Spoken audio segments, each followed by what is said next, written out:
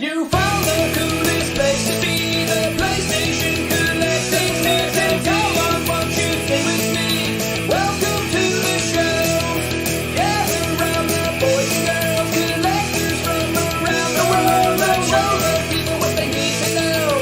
Welcome to the show. Gonna talk to guests, only got the best. Gonna put their knowledge to the test. Gonna laugh and eat, gonna live the dream. Gonna show you things you've never seen. Gonna sing the song to the break of dawn. Gonna rock this party all night long. So come on everybody, let me see you dance. Get yourself ready for one more chance. You found the coolest place to be, the PlayStation Collecting Season. Come on, won't you sing with me? Welcome to the show. Gather round the boys and girls, collectors from around the world. Let's show the people what they need to know. Welcome to the show. Welcome to the show. Welcome to the show. Welcome to the show.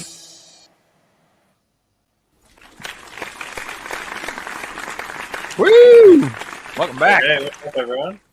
Welcome to season 2, episode number 10 of the PlayStation Collectors Podcast. And tonight we've got Tristan and David on the show. Welcome, guys. Hey. Thank you for having us. Oh, look at that. The ladies like you guys. Yeah. Tristan, welcome back again. It's really great to see you again. And Yeah, thanks for David, having me welcome again. to the show. This is the first time you've been on the show. David, please tell everyone who you are and what you collect, man. Yeah, I'm Dave. I'm based in the UK. Kind of going for full set in PAL for the DS and 3DS. I do collect for PlayStation as well, mainly kind of PS1 stuff, but I kind of do collect sort of all the PlayStation machines really. But yeah, my main goal I'm going for at the moment is full PAL DS, full PAL 3DS sets. So there's a lot to get. Yeah, A lot of DS games. That must be insane. I can only imagine. Yeah, it's about 2,100 and something in PAL.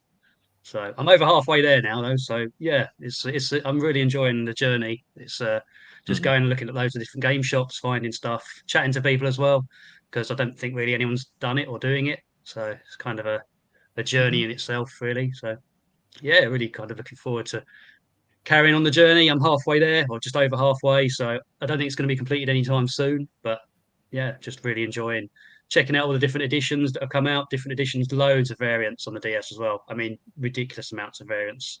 Oh, I So, bet. especially in PAL. Yeah, tons and tons. There's You doing a lot of games have got 6-7 variants. You collecting consoles too, or just going for the games, or? Games really. I've got a couple of DSIs, the XLs. I find they're the best way to play DS games, even better than the 3DS. Yep. Just because the screens are kind of better and they scale better. And the 3DS, I've got quite a few machines for 3DS. Actually, got a couple of Pokemon limited editions.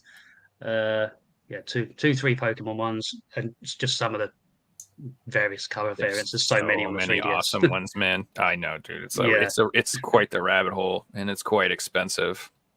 But there's a few I desperately want. I want the Metroid one really badly. I want the Super Nintendo one really badly, and then a few more. I like the Yoshi one, the green one too. That green line that's one a nice one. That was a sharp one. Yeah, I have 2 3DSs right now, and that's all I need for the moment. But I have a feeling I'll have more down the road. I've drawn they're not limits. I had 2 and I've sold one. I've got one special edition Pokemon one, and I'm like, unless I come across another one cheap, which I'll probably turn around and flip. I'm just having one system for each console, box special edition system. That's going to be my rule. That way I can have a big collection still. No, it won't be obsessive. Yeah, I don't like that rule. I'm not doing that rule. No, not with handhelds. With handhelds, there's so many. Oh, exactly. There's something about collecting handhelds. I like collecting PSPs too. Like, I don't know, man. I like that they're you can stick them on the shelf. I don't know. It's nice. I really like it. I want the it's all the colors. The dragons. What is it? Dragon Quest. They have like a 2DS one, the black one with the metal slime on it. Gotta have it, man. There's just so many good ones that I just have to have. There's Even a the few, Switch lights. There's so many cool Switch lights, and the boxes are so small, so it doesn't take up that much room to collect them. Yeah, there's some nice Switch lights. I've not got one, but I have got Switch, but just the OLED model. So kind of picked that up recently. Actually, it's one of the Zelda one. Picked it up a few weeks back. It's kind of upgraded my launch Nice. Switch. So yeah, I thought it was about time. Kind of fancied the OLED one, and I got the extra kind of, is it the Hori controllers, the side controllers? You can get bulky ones that make it kind of a bit more, almost feels almost like a Steam Deck, and that makes it so much more comfortable to play in handheld mode. So much more. It's ridiculous. Yeah, I use those too. The Split Pad Pros or whatever they're called. These things, right? Yeah, that's them. Yeah. I didn't realize I did them in red as well. I have like 8 sets of these or something. I'm obsessed with these things, dude. I got red, I got 3 blues, I got black, I got green, I got all of them. I thought they only came in black, so. Oh, no. So they have a regular black, and then they have a what the hell's the name of the game? I can't remember. Damn it! There's like a special version that has like a red X button. X, like maybe it's Ex Machina version. I think maybe something like that. I think it's maybe that's what it is. But yeah, they have a couple ones. They actually do have a Zelda Tears of the Kingdom one that's coming out. But it's pre-order and play. Yeah, I ordered it the second they announced it, but still nothing. Just been waiting and waiting and waiting. Yeah. See, I go down the other road. Like, I don't like the regular Switch controllers, but I'll use these wired ones because I'm always sitting in front of a monitor playing, and they're like $25. I've been through. I went through one playing Tears of the Kingdom, like the controller broke, and I had to buy another one. You know, I put 100 hours into it, so I'm not complaining. And then I put a few hundred hours playing other games into it prior to it breaking. But I find these are fantastic. Like, you know, it's like using an Xbox One controller, and you know, it's great. I'm not complaining at all. I hate using the regular Switch controller though. That's the Joy-Con. Yeah, especially. No, I can't. I don't really use it. They're very fiddly. Yeah. So like I display them. Like I got like the red Switch, so I like keeping the little because it looks cool. But the second I play it, these come off, and I use those other red ones to play because I can't handle it. Cool in the same color. Yeah, exactly. It looks cool. Yeah. Yeah. So I don't mean to derail the conversation about you. Keep talking about your collection. No. Well, yeah. I mean, as I say, I'm still kind of collecting for the DS and 3DS. Really, it's weird because I kind of started on the. I mean, actually, Figsy got me back into collecting. It was Figsy during lockdown. That's Figsy. He is an enabler. Figsy, you're the one to blame for getting me back into.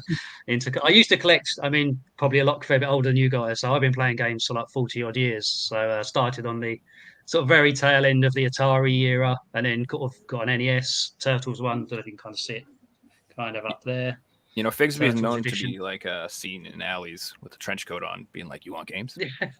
You can get anybody. That's how I met him. So I don't know if that's what happened to you, but Yeah, but it was so kind of I've been playing for years. Had Sega Saturns, you know, NES, Mega Drive, Super Nintendo, PS1. I wasn't big into PS1 actually. I was big into Saturn. I didn't even play on a PS1. I think PS1 had been out for about 3 years because I just thought there's no way that Sony's going to beat Sega, and obviously, as time will tell you, it quite clearly, Yeah, I mean, the thing is, I had so many. I really enjoyed the Saturn. It was a good machine, but looking back on it now, the PS1 was so much better, such a much better machine. Yeah, and then kind of got to PS2. And then when the PS2 came out, I was big into PlayStation. Then I kind of went through that PlayStation era for PS2, PS3, and really carried it onto sort of PS4 and that. And then it was weird during the first kind of lockdowns. I kind of revisited some of my old games. I mean, I kind of sold off a lot of my stuff over the years. Kind of got it and sold it. Got some more stuff and sold it. And then during the lockdown, I thought I'm just going to dig out the PS3 and. It was weird. That's when I found Figsy's channel on YouTube. The kind of there's some crazy guy that's gone for a full set in the PS3 world, and I was kind of just going through all these videos, just looking at all of the games he'd got, and I thought, wow, there's a heck of a lot of games I've never even heard of. I mean, there's a load of crap in there, like your FIFAs and your basketball games and that sort of stuff that would never really interest me. But there were a lot of games in there that I thought never even heard of these. So I checked a few of them out, and then that kind of got me into thinking, well, actually, I wouldn't mind because I was big into the 3DS at the time. I'd already got quite a few games and many games for the DS. Kind of already had like at least a couple of hundred games on the DS when it first came out. And yeah, I just thought, why not go for a full 3DS set? and then it kind of snowballed into a DS set as well. Because I looked for the DS like a list online for how many games had actually sort of been released for it, and there's just so many lists, but there's nothing that's complete. They all have errors in them, mistakes, games missing. They Mm. don't list variants, or they list a variant as the same game, but they just say it came out in another country. But and I'm sure Figsy, you had the same issues when you were trying to put together a full list of PS3 games. That it's trying to find a list or put a list together of stuff that actually exists. It's very difficult, especially when you look at different regions, different countries. Unless you're kind of collecting them when they come out and keep a really close eye on stuff, there's just going to be games that you kind of don't know about or you miss. And so one of the things I kind of started last year was about this time last year, actually, when I kind of decided to go for the full sets, was to create the lists. There is one pretty much for 3DS that was and 3DS is still fairly new. It's only kind of been out of production for a couple of years now. Is it 2 years now? 3 years? Maybe less than that actually, but not too. Yeah, It's not really. too long. Yeah, it's still because the eShop's only closed down kind of Everyone early on keeps this trying year. to be like, here's the last 3DS game that we've been hiding for 5 years. Yeah, there's another two of those. There'll probably be another two games. So I've got wind that there's another one. There's one more that's supposed to be coming out from, I think it's limited run. We reckon there's another one that someone's hiding away somewhere. When you Are look at you the working production with numbers. any other collectors with these lists, Dave? No, not really. I don't really know anyone that kind of collects for the 3DS. There's a few in the States, I think, that have gone for kind of full sets, but a lot of them are not going for the PAL sets. So there's a lot. There's about 120 PAL exclusives on 3DS. So Wow. I've not really found any of the American collectors are kind of interested in the PAL exclusives. Yeah, I think you're And right. that's cool. We've had Still a two region full- lock system, so I feel like that is a huge part of it. Although the 3DSs are so easy to mess with, but Yeah. I still think just because it's region locked, it just makes it so less appealing to collect for other regions. undesirable. Yeah. Yeah. Yeah. No, I No, agree you're with right, that, though. definitely, I'm not aware of any other collectors doing the full PAL set, where I know multiple people who have a full 3DS North American set, and then multiple people that are going for it. So it's weird, the differences. But one thing I wanted to mention is we say 3DS and DS like they're very similar, but in reality they're two completely different systems, because the 3DS is region locked, where the DS is region free.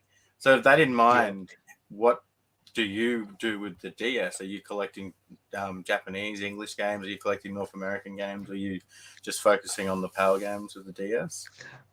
Yeah, well, the list that I've kind of been creating, which is the aim is to publish it all online so people can kind of see it. This is the kind of ultimate goal. Is not just for me to be able to have a list and hold a list of games and have all the games. It's to kind of publish it online so that people can see what's come out, what variants are out there.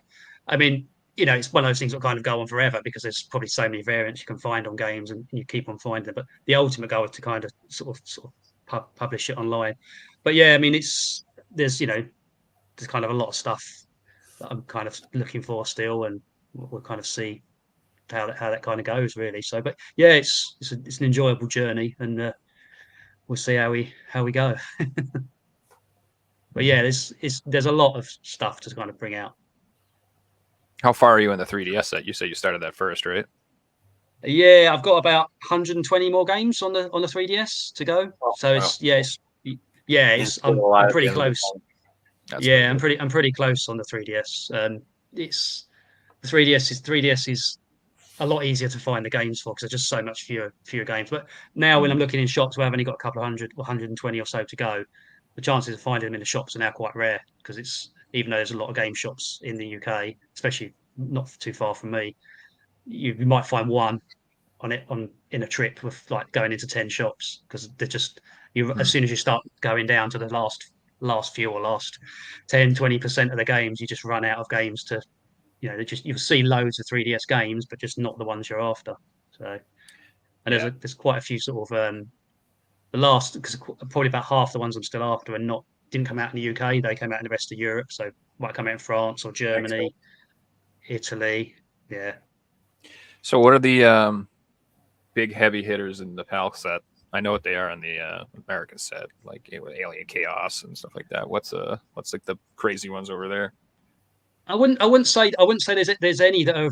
I mean, there are a lot that are sort of £100 £120. I'd say most of those are fairly similar to the US ones. So you've got things like a lot That's of like the role-playing games. That's not those are like the expensive ones, but not the crazy ones. I call them, like, you know what I mean. Yeah. There's tons of 100 to 150-ish Yeah. ones, which it just happened in the last 6 months, honestly, too. Like the prices Yeah. have just crept over 100 on a lot of these games. Dave, I thought the UK version of the Mona Lisa game was going for a few £100. Yeah, the Louvre one. Yeah, that's the Louvre one. That's expensive. But I mean, I don't really know anyone that's actually sold of those. So there's a few on eBay, but I think people just put them on there hoping to get, £1,000 or $1,000 or something for the game. And that one I think is actually region free. That game. There are a couple of 3DS games that are region free. So I think the American collectors are after that one as well. But I haven't seen any sales of that game. It's one I still need to get, which is annoying. But I mean, there are a lot of rare games on the 3DS because it had the minimum amount that a publisher could order were 3,000 copies of the game. So Wow. there are actually quite a lot of games that only have 3,000 copies. I mean, I know of at least I think 40 or 50 on the 3DS that only have 3,000 copies in PAL. It's the same for the US as well. So if there's ever a game in the US like that Barbie game that came out I think it supposedly only came out in Canada. The one on the 3DS. Trying to remember which one it is now. Barbie Groom and Glam Pups or something it's called. That will have 3,000 copies in the US. So I reckon someone's actually holding a load of them. Well, didn't that one I get don't know pulled if from that's true. stores or something weird happened with? Wasn't there like some story with that one? Like it got canceled or they pulled it out or something like that. I believe so. Yeah. I mean, I don't think anyone's kind of confirmed it. I think it's with a lot of these things, it's kind of sort of rumor and various bits like that. But I'm pretty sure it didn't get a big release in the US. But the US is such a massive country that 3,000 copies, you could probably put them in one state, and people would hardly ever find it because So I always imagine there's just like a storage unit somewhere where some guy's uncle has them and he has no idea they're in there, and he died 10 years ago, and there's just this box of Barbie glamour pups in there. Yeah, I mean, someone's going to find it in 10 years. Collecting, it's just it doesn't look like a game that would be desirable at all, Yeah, I know. And the kid's like, "This is shit." Just throws it all away. Like, no. So did Barbie it's always the really rubbish games, though. The 10 people who own one are like, "Yes." Yeah, it's the thing is, a lot of the games it's always the bad games. There's always the rubbish games that always seem to, the really rare ones that seem to go up in like crazy price. It's Barbie ones are known for it. There's one on the PS1, isn't there? Isn't it Barbie? This is the one I'm hoarding right here. Oh yeah, I don't have that yet, so I'm going for the copies of Duck Dynasty. I'm telling you, this will be the one. I'm just kidding. I'm after one of them. So back to Figsy's question on that type of thing. There are quite a few differences between the kind of what ones are available in the US to the UK. So yeah, the Duck Dynasty one I am going for. So for DS, I'm going for full PAL set, and the same for the 3DS. But I am looking to get the American exclusives as well. So if I go in a shop and see kind of US versions, if it's a US version of a game I don't have, then I typically will pick it up. But I'm not actively hunting for those at the moment. I'm kind of just going for like just the PAL set because it's massive. So, but if I go in a shop and see a Japanese exclusive that's, I don't know, £5, I'll pick it up. Obviously, if it's mint condition with a box. I'm not an absolute mint collector, but the aim is to get all the PAL stuff and then all the American exclusives for both systems, and then the Japanese ones that I want. Not all the Japanese exclusives because there's just no point in buying. So yeah, so that's kind of what I'm looking at. The list that I've been creating, so talking about back to that kind of list stuff, it will include all the American games as well. So it's not just when I get to hopefully publish it online or a website or wherever I send it to, then the aim is to say it can be used for any collector. It's not just PAL collectors. American collectors can use it for, I'm sure the American one's probably a bit more well known. It always seems to be the case that the American sets seem to be more well known than some of the PAL stuff. I just think there's more big collectors in the States. That's just maybe my impression. I don't know if that's true, but all the big YouTubers seem to be American. You don't get many. It's kind of popular over here. Yeah, I think collecting a full set in America seems to be a popular thing to do as well. But then if you look at quite materialistic. Europe always has your different releases. So whether you're in Germany, Australia, the UK, you're going to have to import games. But if you're collecting a full set in America, how many games are actually getting Canadian releases only or Mexican releases only? It's only going to be a handful out of the full set in every single set. So that might be a big reason why there aren't as many full set PAL collectors, because it's just importing fees and, it's less accessible. We don't have the space. Our houses are like quarter of the size. You told me about your acre of gardens, half an acre of gardens, Figsy. It's like, you get about 20 square foot in the UK. We had a question in chat from Jason. What's the count on the 3DS? So what's the count on the full set of 3DS games in the PAL region? 518. Okay. So it's not an insane number like PS4 or even the PS3, which is pretty crazy. I would bet the price per game though in comparison is quite outrageous. It's expensive. Yeah. There's like no $5 3DS games. Not in the box, and not like, I mean, you can find cheap deals at like flea markets or something, but like everything's like $30 or more still. Like every game, it's like crazy. Except for Duck Dynasty, that was $10. What have you been up to since we said you last weekend, man? Sorry? What have you been up to since we seen you last weekend?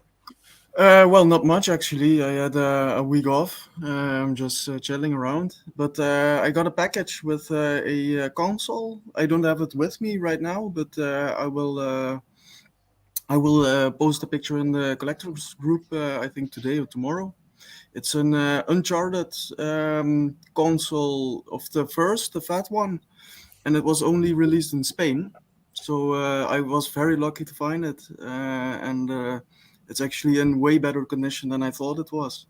There is even the seal strap with PlayStation on it. It's still on there, but it's obviously cut because it's been opened. And for the rest, nothing much actually since last week.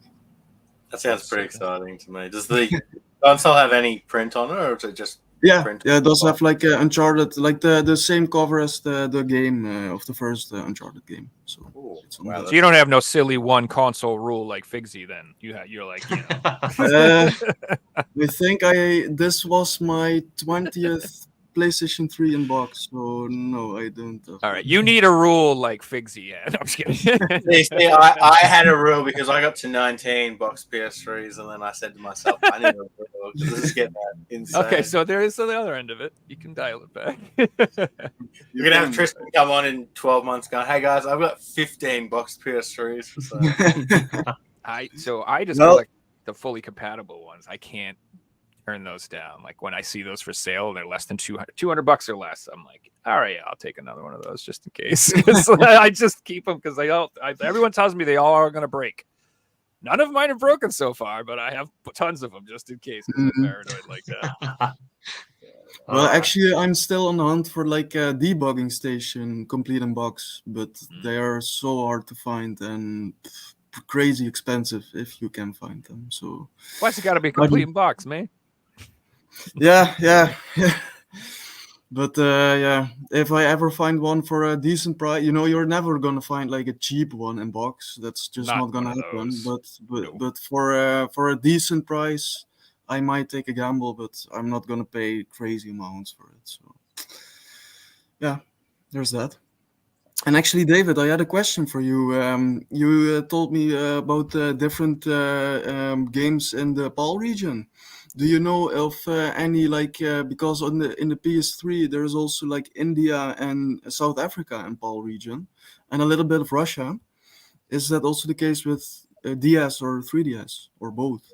There's no games that have been released exclusively in those regions.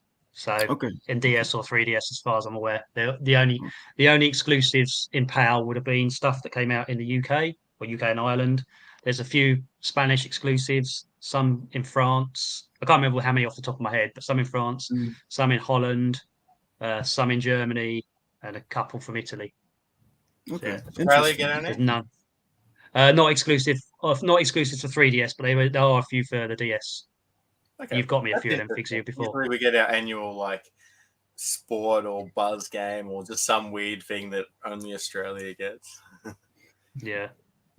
There were, I think there's a couple of games. I can't remember what they are now, but I probably want you to get them for me actually. But they were weirdly, I can't remember what the games were, but they were only released in English. And you think to yourself, a DS game that's only released in English language, you release it probably in the States, maybe in England, but no, they only released it in Australia.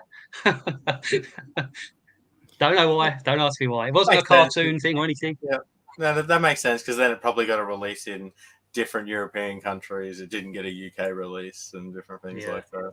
But they couldn't release a game in Australia that had multi-language. It just wouldn't work. Yeah. Don't they have those like world versions of games for 3DS? Are those like region free or because they have ESRB ratings, I think, on them, right? But don't they have like that special label or whatever? Anybody know what I'm talking about? Yeah, they're yeah, I know they are. They're from the Middle East, so I think they are. They are. I'm not sure if they're region free. Then I know they work in America. Yeah, they work on. I have a couple. Yeah. Yeah, I'm not sure if they work on European consoles. They may do. They may be like the French one that was kind of region free. So I mean, most games are region locked on the 3DS. I'm not sure about those World Edition ones. Yeah, there's one right there. I have those Zelda ones. Yeah. See that little circle right here? Yeah. So like less desirable versions. Oh my god, I can't do it. There we go. That little thing right there. Yeah. Yeah, you say that, but I think this cover is so much radder than the actual regular one. The regular one is just like a golden Zelda cover game. It looks way better. Yeah. Yeah, dude. I was funny because I was kind of against getting these, but then I saw this and I was like, I don't give a shit. I like the cover better. I'm getting it. Well, to me, that's a nice cover. variant. You need to get that. Yeah, I'll probably buy the other one just because you know me. Well, that leads into a great question. Variants, David. Are you doing variants as well, or is it a case of the full set comes first and then the variants sort of come after? Well, if I do variants, I'll probably be looking at about 12,000 games. So variants probably are not really on my radar right now. It is interesting though. I mean, there's because there's so many on the DS. I mean, I could talk about them now if you really want me to, because I've got some examples of variants, and then people can see kind of just how complicated some of them are on the DS. Yeah, So let me show you them. So here's a good example. This is Mega Man Battle Network 5, is it, on the DS? And this is a single release in Europe. So it's got multiple languages on the back. Don't know how easy it is to see on this. Multiple languages on the back. The manual is the same. So this version of the game was released in all countries in Europe. So there's no different variants. Then you have a game like this one, Dual Time Deluxe, which the front cover is the same in all regions. It was released. This version here was released in the UK, France, and Holland. You can tell that because the language is on the back. The manual inside has the same 3 languages I've just said, and the cartridge it's just a cartridge. But it also came out in Germany and Italy, and that one has the same cover on the front. The German and Italian languages on the back. The manual is in German and Italian only, but the cartridge is exactly the same. So the cartridge has all 5 languages on it. So that's an example that has 2, but there are some that have 7 different variants. So I know of games where there's a different it's the same cartridge but different manual for the UK and Ireland. Spain and France had the same. I think Holland had one on its own. Germany had one. Italy had one. Scandinavian countries had one. Oh, and actually, and Australia had one as well. So there were 7 different variants of the same game, and there's lots of them that just had, because the way Nintendo must have charged them for the prices of the cartridge, the memory size of them. There's some where you get 3 different variants of the cartridge, but it's the same game. It was a different one for the UK and say France, and then Spain and Holland might have had a different cartridge. And then Italy and Germany might have had a different cartridge as well. So it's crazy how many there are. I mean, they're not that difficult to kind of find through and go through them, but there are also quite a few that were kind of re-releases as well. So yeah, it's quite mad. This is another example. So this is another example, like a Dragon Quest game. Oh, that's such a good game, man. Yeah. It's just it's a great game on the DS. So this one is a UK version. You probably won't be able to see it, but it says it just up in the kind of corner of the manual. It says it's got Yep. UKV, so it's only in English, but the cartridge is kind of universal, so it has multiple languages on the cartridge.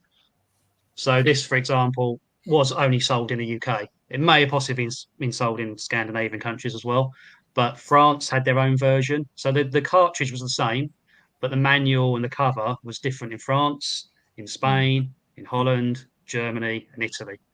So that's so when Well, I talk that's an about variants, expensive game too, so have fun with that, friend. That is yeah. really Well, expensive. I've got the next one's even more expensive, which Ah, Figsy will recognise this one from a certain Ooh. video that there you go. he had. You guys remember So there was a mystery box that I did a year back? Well, Dave was the guy who supplied the mystery box full of DS and 3DS games, and this was yeah, one of them. Still in my Nice. collection. yeah, Always going to be in yeah. there.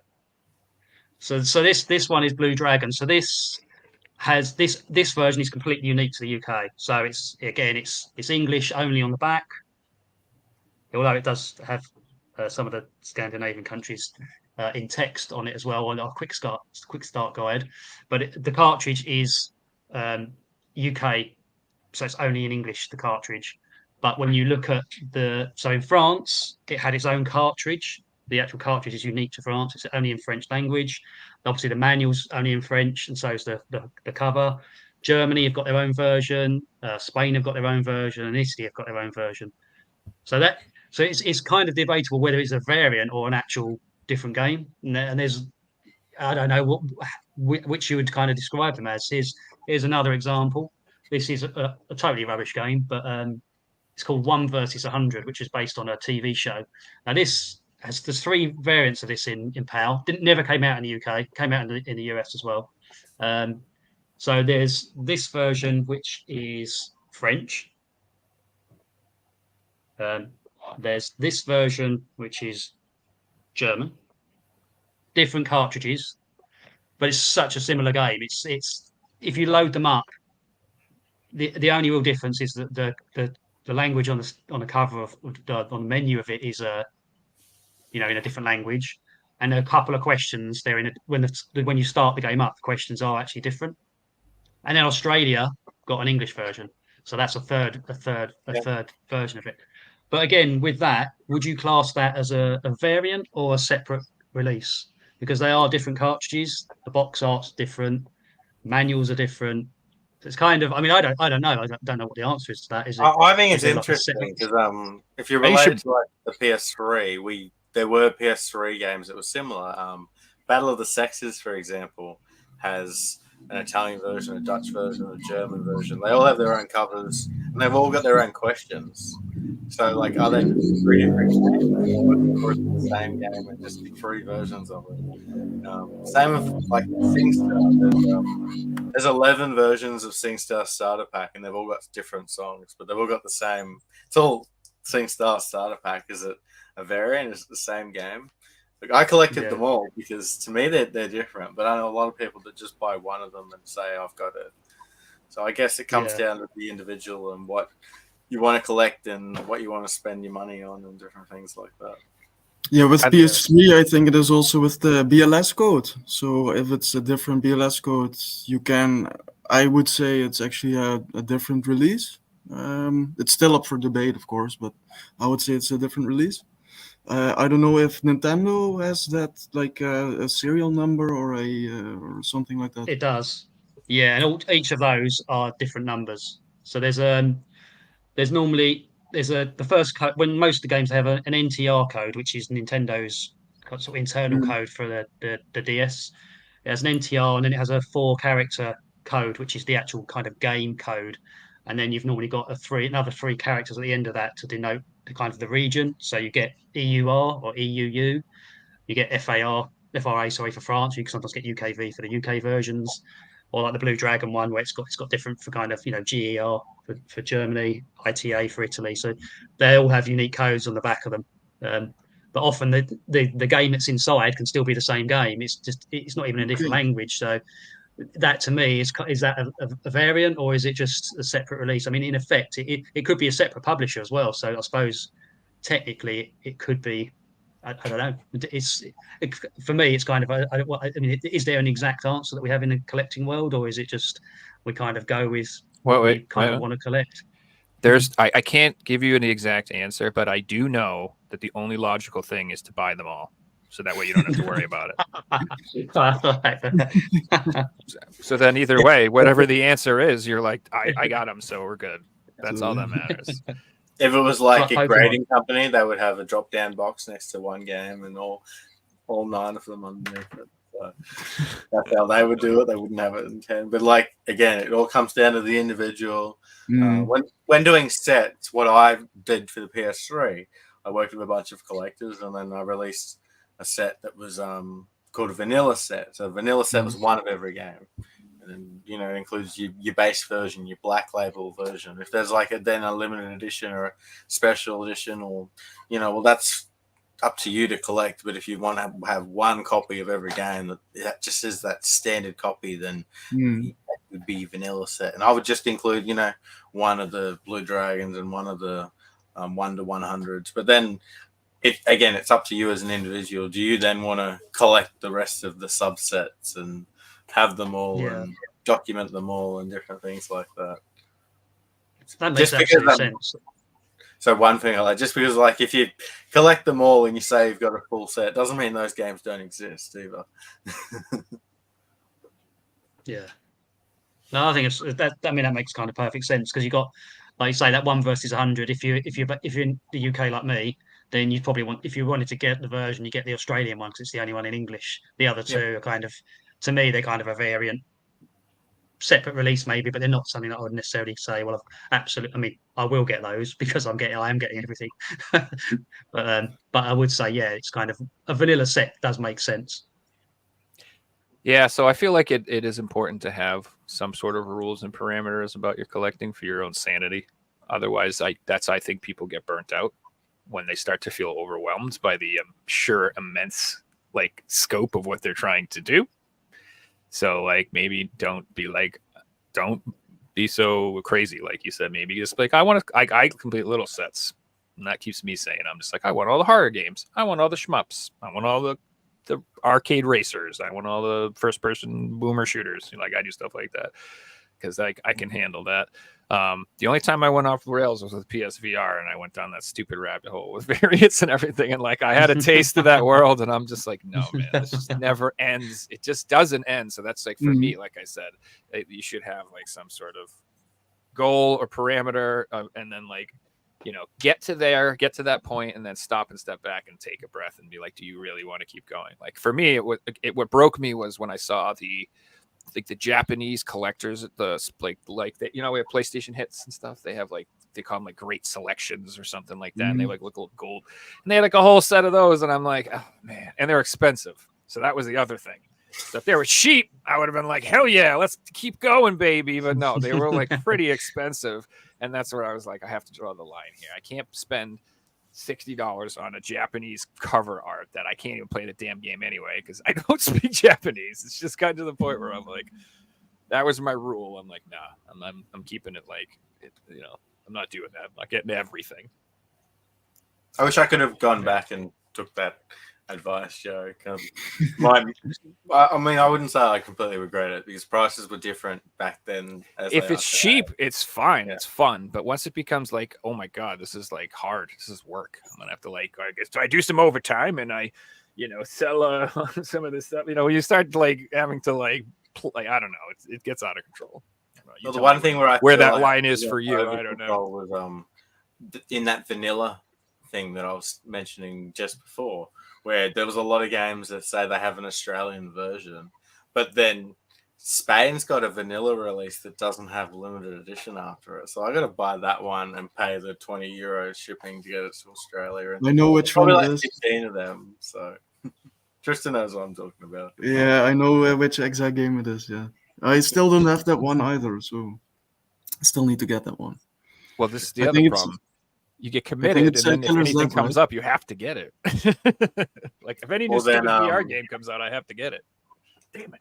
No, I don't know if the 3DS has got this with redesign of the cases and things. So the PS3 have the whole your black spine, and then your your red spine, your black spine variant. So then there's a full set of games that have this double set that there's this black spine spread. Are there any case variants for the 3DS and then any like re-releases like that, Dave? There are, yeah. So I've found a few on the DS where there's been a re-release, but I think it's just been at the publisher's kind of discretion, and they've kind of got a grey front to them. I think they were just kind of towards the end of the DS's life, publishers just went, "Oh, we'll probably had some spare leftover cartridges," or they asked for a second production run. And it's like with consoles. Back then, you kind of got games sold exclusively in game shops, but when you had game machines like the DS that was so popular with kind of all age ranges, you got people from 8 to 80 playing on the DS, and a lot of these games were then sold in sort of supermarkets or almost in like bookshops, just like on a carousel thing that kind of flies around. So the DS has got those. I've not seen many of them, to be honest, probably 5 or 6. I am picking them up when I see them, obviously, because they were like £2 a game. So I thought, well, as Joe said, if it's cheap, I'll pick them up. If it was £50, I probably would have left it on the shelf and taken a photo of it to pick it up at a later date. On the 3DS, there are actually some. I mean, they had a lot of games had a second production run, but I don't think there's any way to tell them from the first lot. The only way you can on some of them is they actually have a slightly thinner box. So the 3DS boxes, so the DS PAL boxes versus the DS American boxes, you can clearly see the difference. They're clear. They're a lot thicker in the PAL region, but in the 3DS they kind of look the same, but they're not. The American ones I think are actually a little bit thinner, and some of the second run releases on the 3DS PAL games used that same 3DS thin box that America has. Trying to think of what games they have. I think like Metroid that had a second run. A lot of them towards the end of right on the end of the 3DS's life, they did a big reprint of about 20 or 30 games because they were quite expensive. A lot of them. The Persona games, I think both of those got a reprint. I can't remember what other ones did. Quite a few. The Mario RPG ones, some of those got because there's four of those on the 3DS. They all got a reprint. So but they're not particularly easy to tell, and I think it actually uses the same cover art because although it is thinner, we're talking about 2 millimeters. You can't notice unless you had them side by side. I wanted to bring this up, Dave, because Australia actually used the American cases. Funnily enough, did they? For the DS and the 3DS, the Australian cases are the same as the American ones. So when I got your package, I'm like, oh, they're different sizes to my games. Again, it wasn't until I put them on the shelf, like it's like 2 millimeters difference. I'll bring 2 of them out just to. Yeah, you probably thought they were fakes. Dive over. But yeah, like it's a very minor difference. Like the DS ones are noticeable because they're a different color. Like you'll have your black. Yeah. Is there like a rule that like in Europe you guys have to have cooler, thicker cases or something? Like why you gotta show us up? We always get the crap over here. Like I like the thinner PS1 ones are the PS1 PAL cases are so much better than the American ones. Yeah, but when they break, at least you can get. They're harder to replace. Ones. Yeah, that's true. I can go get like a freaking old country album from Walmart out of a bin and replace my case. So that is nice. Are you familiar with any other countries that are like that, Dave? No, not. We got not with 3DS stuff. We got red cases over here on some games. You ever get any of those? You seen those? Pokemon ones. Yeah. Yeah, we got some red case games. There's a couple of red, couple of yellow. New Super Mario Brothers 2 that got a yellow. That was a yellow case. Don't know what it was like in the States, but yellow in PAL region.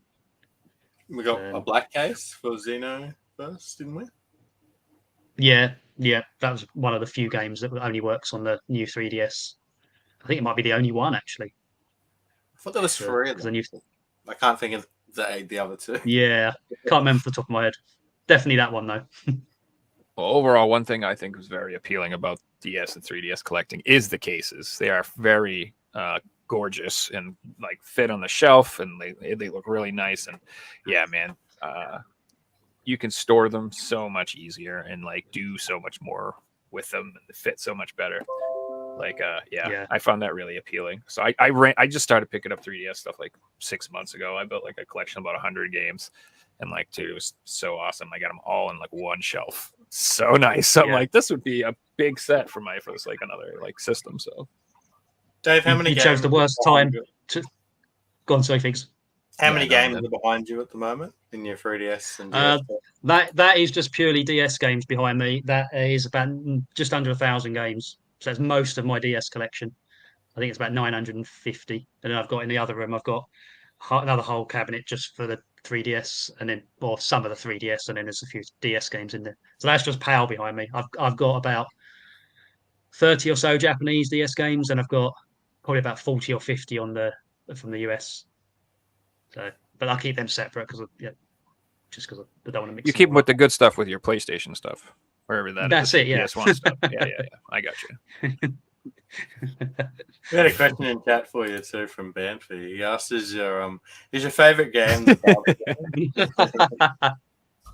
game?" It would be if I had a load of the American ones. That would definitely be my favorite games. I just keep them in a box and then sell one every now and again. But no, it's definitely not my favorite 3DS game or DS game at all. There's the Actually, one of my Powerball. favorite series is Uncharted, so I'm jealous of Tristan's PS3. Is it? Yeah. Yeah, I can take it out if you want. It's just in the room right next to me. If you want. Be good to see it. Yeah. Yeah. Okay, I'll be right back. Cool. So, did you like always just like handheld gaming in general? Were you like big on Game Boy, Game Boy Advance, anything, Game Gear, Atari Lynx? No, Nokia I had Engage? had a Game Boy, but not until they almost kind of out of fashion, really. I kind of got a Game Boy when Game Boy Advance was coming out. Then I actually got a Game Boy Color. I had a Game Boy Advance. Sadly, I had a load of Game Boy Advance games, a load of the big hitters, Ninja Cop or Ninja 5.0, is it 5.0 in the States? That's a very expensive one. That's like £300 or £400 that game. That's absolutely crazy. But sadly, they all went. But no, to be honest, I'm more of a. It sounds weird because I'm a big DS and 3DS collector. I play more on the TV, so I'm more of a. Okay. Mainly at the moment, it's PS5 and playing Skyrim again. Not a particularly modern game either. About 20 years too. Like how old is Skyrim now? It's 10 years. 2013. Yeah. No. 2011. It's 12 years Yeah. old. I do love I'll how get around to you didn't just say Starfield later. Skyrim. You're not playing Skyrim. It's Skyrim again because no one just plays Skyrim in 2023. I just heard of this game. Yeah. Hey guys, you gotta check out this game I just found. It's really good. It's called Skyrim. Well, I heard Baldur's Gate was really good. If you're into that, Yeah, I've heard it. Really, if you want to good. play something not Skyrim, Yeah. I'm hearing it's getting better reviews than Tears to the Kingdom, which is crazy to me. I don't reviews. These people know nothing. Literally, like it's just literally farting in the wind, man. 10 out of 10, 11 out of 12, but 35 out of 16 stars. Like, okay, whatever. It doesn't matter. I really, I like shmups. You think those get good reviews? No. They're talked about on IGN and stuff. No, I don't give a shit, but I love those games. So like I don't know. I just, like I said, not a fan. Reviews are who paid the most for advertising. These guys did. That's how I feel about reviews. Like it's all paid access and a bunch of nonsense. So, well, just to counter to that, like definitely before a game comes out, 100%. But what I noticed with Baldur's Gate is after the game's come out, it's got more positive reviews from the player base, which is I like Steam reviews and stuff. Like that's what I mean. Like if you're talking about like that, like customer reviews, I'm down with that. Yeah, but not IGN professional reviews. I'm all set. There's some YouTubers I watch. I take their opinions seriously. That's because they shit on stuff if they don't like it, and I'm like, I respect you. You're telling me that actually negative things. But there's just so many people out there. Like, what's the point of watching their content? They're just gonna be like, I like it. Guess what? I like this too, and this too, and the newest thing, and I like that too, and I like this. It's great. You know what I'm excited for? This thing too. The next thing. That's like, all right, well, good. You're must be nice. I play stuff and I'm like, this sucks, and I return it. Have that ever happened to you? No. How about Riders Republic? I hated that game. Just throwing that out there. Fucking despised it. Played it for like 20 I've left it minutes. in my collection with I'll try this one day. I'm not going to sell it. Not me, dude. There's some games I buy them and I'm like, mistake. This was a mistake. and I sell it. I'm like, I'm not keeping it. But like I said, that's because I don't do the full set of anything. Like you said, you're like, oh, I'll have it for the full collection or whatever. And I'm like, no, it's tainting my collection. Get it out of here. It's bringing down the value of everything else, like bad property in a neighborhood. But Joe, what you were telling about reviewers, like I still remember like a couple of years ago, I wasn't really into collecting, but into more playing games. And I still remember that IGN had a couple of racing, like reviews for racing games, and they let people review the games that they sucked at racing games. You could see the footage, like they didn't know how to play it. Yeah, And then- that's a huge problem. and then they like blame the game kind of for their mistakes, and then it gets an off score because they suck at the game instead of like they don't even constructive understand criticism. the point of the game. Yeah, exactly. Like if you play an arcade style game, like if you don't know what a 1cc is, you shouldn't be reviewing arcade games. You just shouldn't. If you don't know the point of trying to beat a game without continuing, then you will not understand with some of these games, because they're like, I just don't know. I played it and I beat it in an hour and then whatever. I'm like, no, dude, you didn't play it. That's not what the point of the game is. You're supposed to challenge yourself and try to accomplish something. And with the racing game, same thing. Like if you suck and you're not, especially if it's like supposed to be like it's like a real thing with a sim, and you should need a shifter, and you're supposed to have it's like the real deal. It's designed for enthusiasts. If you're not there, then it's not for you, and it's like just space. And that it's the same reason that like I wouldn't review the new Animal Crossing. Yeah, because I would just be like, I don't like doing this. It's not like for me, dude. It's not what I'm interested in. It's just not like, this is something my girlfriend would play in the review.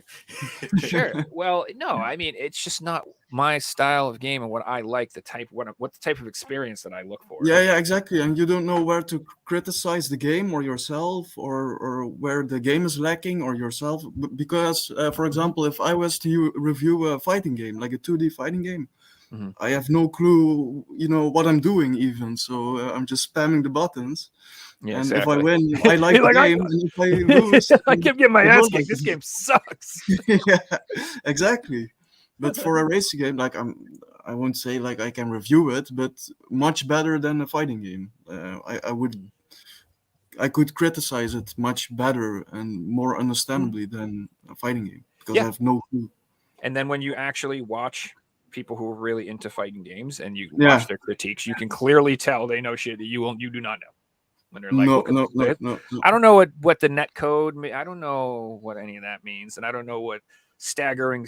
The names of the moves they do. There's all this terminology and that stuff. Like I dabbled. I watch frames and stuff like that. Yes, exactly. And punishing attacks and this and that and stuttering moves. And Korean back jumping or some shit like that forward. So there's like all these and they're like, what kind of joystick you use, bro? I'm like, I don't know, man. Like, get out of here. I just want to play. Famously, in 2009, there was a game that came out that had terrible reviews by the name of Demon Souls, because everyone who reviewed it found it too hard. And we all know Demon Souls is, one of the biggest games that's come out in the last 15 years. So it just really goes to show that, don't trust that initial person. Yeah, and then there's also a kind of a degree of like how do you say this? Like subjectiveness. Like you can objectively say like it's a good game, but you didn't enjoy it, or you could say it's an awful game, but I did enjoy it. I guess. I was on the edge of Tears of the Kingdom for a similar reason, that I was waiting to hear reviewers, and reviewers only got their copies like a week before the game came out. And it's a game that you need hundreds of hours. So I went through and I listened to a bunch of opinions, because I played Breath of the Wild and didn't play more than a few hours of it. But every single reviewer I heard was giving like absolutely astonishing reviews of their 20, 30 hours that it sold me on. And it blew my expectations away. So it can be worth it, but big games these days have the downside that people probably aren't going to finish their game by the time they're putting this review out because, one, they're either going to have to rush the review and put in 150 hours in like a week. Does that sound fun? Like, imagine your job was to make a review. You gotta put in 20 hours a day of playing this game. You're gonna be like on coffee, on caffeine, just grinding out, like looking up how do I beat this as fast as possible to get to the end so I can write this. Like, that's not a fun way to play a game, and they're actually forcing these reviewers to do that. And it's a bunch of videos about reviewers talking about this issue, like why I don't like reviewing games, just because there's all these pressures and different things. Where I love hearing a review of someone who's got given a game weeks 300 before. hours. Yeah, and they've played the whole thing and experienced it for themselves. They won't rush. They took it at their own pace, and it's a different review experience. But it just comes down to the whole industry. Like, game companies are forced by deadline dates, and you got to get it out by this window because we're competing with Call of Duty or we're competing with Final Fantasy. So if we don't put it out by here, we're going to lose sales, and our investors want the money to come in December, so we can't give you till January to fix the game. We'll just put patches in, and unfortunately that's the gaming industry. So it comes along with reviews and everything else. They had that similar thing to that, probably more extreme with that during the end of the Sega Mega Drive era. So kind of before your guys' time. But there was I think when Streets of Rage 3 was released, and a number of other games published by Sega and third parties of Sega wouldn't send out review copies. You had to go in Europe. They had to go to Sega of Europe's London headquarters and play the game there to review it. So a lot of magazines at the time said they weren't going to review the games unless they got a review copy. It kind of really kicked off that. I remember around that period of time. It's quite crazy. Yeah, that's interesting. Yeah. That's what I like. You have to pay to come here to look at my game. Yeah. Peasant. I'm just kidding. Well, I think they only gave them like 3 hours. It was like you were there for the day. That was it, and then they had to, and you couldn't get any. You had to wear on a black hood, and you had to walk through this alley. Well, Streets of Rage 3 was dope, so I don't care. We didn't need them reviews anyway. I knew what they were doing. There were some other games that probably weren't great. Hey guys, I think it's time for one of our segments. It's time to play Figsy's quiz. Okay, cool. Then we can do like an hour show and tell. Let's do it. Before we get into this quiz, I got a little bit of homework for everyone. So as you guys know, there's going to be a prize for chat, and each week chat's going to have one question. One person will get the chance to get a point. First person to get 5 points will win themselves a video game. You can be anywhere in the world, Antarctica to the North Pole, and everywhere in between. So to give you guys an update on our scores in chat, Windy Corner TV's got 1 point, Jimmy J's got 1 point, Jason Trickster's got 1 point, and Cyrus has got 1 point. So I'm going to give chat their question first. So whoever gives us the full title. So if you don't say the full title, you won't get the point. However, someone can then say the full title right after and steal that point from you. So it's a little bit strategic on what you write. You guys can all help each other. We, in the podcast, can't help out chat. We can talk about it, but we can't give the answers. So here is chat's question for the week. This is worth 1 point. We are looking for the video game.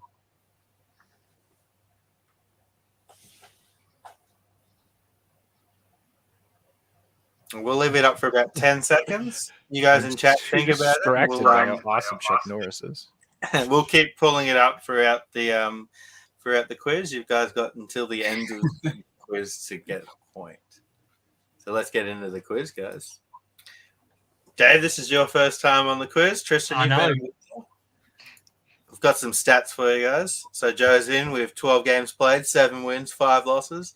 Tristan's played 3, won 1, lost 2, and Dave is yet to play. Let's get into it.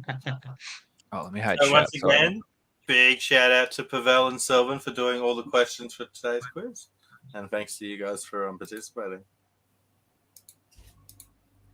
All right, guys. Who would like to play first? I'm going to offer David the chance to pick, as David's never played before. I'll go second. Okay, that means Joe will be going first tonight. So Joe's actually on a bit of a streak at the moment. Joe, I believe you're on a 4-game winning streak. That's true. I used to do a lot of streaking in college too.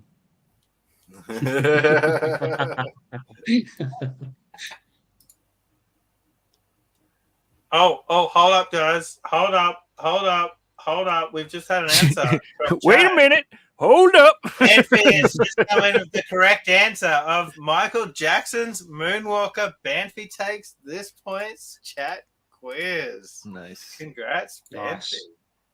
It Very was nice. Michael Jackson Moonwalker. That was a good one, Banfi. Except what's a Mega Drive? No, I'm just kidding. So we will update the scores, and Banfi, you will have 1 point. You must catch all the live streams to get some more points. If you get to 5, you will win yourself a game. That's a great game, by the way. Have you guys ever played Michael Jackson's Moonwalker on Genesis?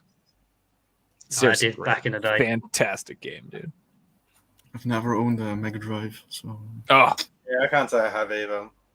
dude, that was not my first console. That was my isn't that third. like what? Wasn't that called Genesis in North America and Mega Drive Yeah. here? Yeah. Mhm. Okay. It was Mega Drive everywhere except the United States. We were called the Genesis. Yeah. I don't know Just The why. Genesis sounds cooler though. I mean, yeah, we had the Master System and then the Mega Drive. I don't know. Whatever. It's cool. Was it not the Famicom in Japan? That's the Nintendo. Was the Oh, okay. Well, I'm going to lose the conversation. Trying to be smart. All right, let's get into it with question 1. Joe, this one's for you. Let's do it. Which series did not have a kart racing game? Banjo and Kazooie, Digimon, Cartoon Network, or Kokutu? I don't even know what Coco 2 is, dude. Banjo. Well, actually, I'm not going to help you guys because you might get them. Digimon Kart Racer. Was there a Digimon Kart Racer? I'm going to say Digimon. That seems weird to me. Final answer. Incorrect. I'm going to Bullshit! Oh, Dave for the steal. Digimon had a kart racer? Really? I thought it was Banjo and Kazooie. Banjo and Kazooie. Banjo for and me. Kazooie is correct. I So thought they did have a kart racer. before we get into debates, Banjo and Kazooie had a plane racing game, not karts. Oh, Three you kart racing cheating games. son of a Because bitch! I knew there Digimon was a Racing racer. Wireless, They had an Cartoon Network N64 Speed game. Show, and Kokutu Kart Racing. That Digimon game looks awesome, by the way. This was a red herring. Because there is a Banjo and Kazooie racing game on N64. Not crazy. I feel I should have stole that. What a bunch of Well, bologna apparently sausage. it's a playing game, not a kart game. So you have to. What the hell ever? It was in the answer. All right, question 2, Dave. This one's for you. Which of these limited edition Xboxes is the rarest, i.e., the least amount of numbers produced? Was it the Xbox Crystal, the Xbox Atari Edition, Hello Kitty Xbox, or the Panzer Dragoon Auto Xbox? Dude, those are all really cool. Not gonna lie. I'm going to go for the Atari one. I think so too. Correct answer was Atari. With 5 of these produced, it was a prize at the Leipzig Game Convention in 2004. I've never seen it before, so that's the reason why I went for it. I would Yeah, take the that's Panzer Dragoon one though. I didn't guess. You I had like me. that. Yeah, Yeah, if you that's gave me a also the choice. Panzer Dragoon one. Hell yeah. Or the Hello Kitty one. That was pretty fucking fire. I love the Crystal one too. I know there's a lot of them out there, but I think it's a Mm. Yeah, no, the Atari one's definitely the worst looking one out of the bunch. Yeah. Uh, The Panzer Dragoon one is very nice actually. Yeah, Yeah, but it's yeah, it's really crazy nice, that one. expensive. All right, let's move on to question 3. Tristan, this one's for you. Glasgow Rangers FC tried to sign which footballer after the manager was alerted to his abilities by his son, who is a big fan of the Sega Football Manager video game? Was it Mbappe, Neymar Jr., Messi, or Ronaldo?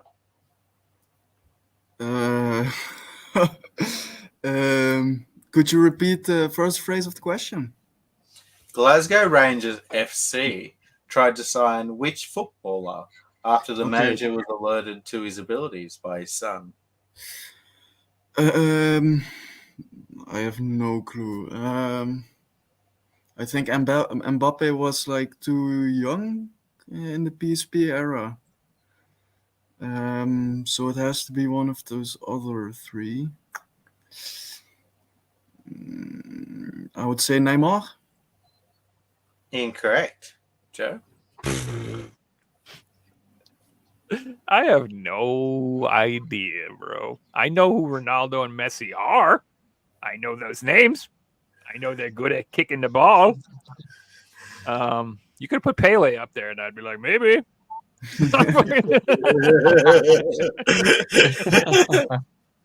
I'll say Messi. Correct answer was Messi. Joe? Yeah! Oh, I knew that. 100% confidence. So in 2013, Messi was approached to be signed by Glasgow Rangers FC. How things could have worked out differently. All right, guys, at the end of round one, Joe's got himself 1 point, Dave's got 2 points, and Tristan is yet to score. Anyone's game at this point. Dave coming in strong on his first round in the quiz. All right, question 4. Joe, this one's for you. I'm looking for the game title of this PS2 game. Oh my god. This is a game? This is a real game? This is PS2? What the fuck, dude? I'm sorry, I don't mean to swear. But those bruises on her inner thigh? Like, what is that, dude? Is that a title there that's been photoshopped out? Why does it look? That's quite the thigh gap. Just gonna say, like, she hits the gym. I'll give her that. Oh man, this is called. Come on, what was I have to? This was banned in America. We weren't allowed to have adult content like this, bro. I don't know. It's VIP. Good guess, but it wasn't VIP. Dave, do you know this one? I've seen the cover. I haven't got the game. I think it's something like Seven Sins. Correct answer is Seven Sins. Oh, he has it. Don't let him fool you. He's got like 4 copies. This is his favorite game. The one game he keeps asking him to port to DS. Don't let him lie. 3DS. You want it on the 3DS? That's Joe. right. That's true. I've been asking for the VR, so I know how it is. VR version. All right, question 5. Dave, this one's for you. I'm after the title of another PS2 game. Hey. Oh, no. I like the questions. No this idea. week. Absolutely no idea. It's Japanese, but it's an IDOS release. Is that the guy from ICP? No? Nobody knows what I'm talking about. I don't know. No, honestly. You don't know the Insane Clown Posse is? Can't even guess it. That must be an American phenomenon. You guys are lucky. No, I know who they are. I just don't know what they look like. They look like those guys in the pictures in the top left and the top right. I hand this one over to Tristan, Dave. Yeah. I think it's Mario Kart. No, I have no clue. Nah. I don't know. No clue. All right, Joe. Chance to steal. Voodoo Bikini Island Massacre. I thought guess. this was an easy one. So the answer was Backyard Wrestling. Don't try this at home. Holy shit, I think that is the guys from ICP. I think they are in that game. I think they are. I think they are. Oh, man. Come on. Can I get like a quarter of a point just for knowing those assholes? Damn. Dude, I can't believe this. I think that is them. Hold on, I gotta Google it. It wasn't Slipknot. I gotta Google it. I swear to God. All right, question 6. We've got another PS2 game, and Tristan, this one is for you. What's the title? It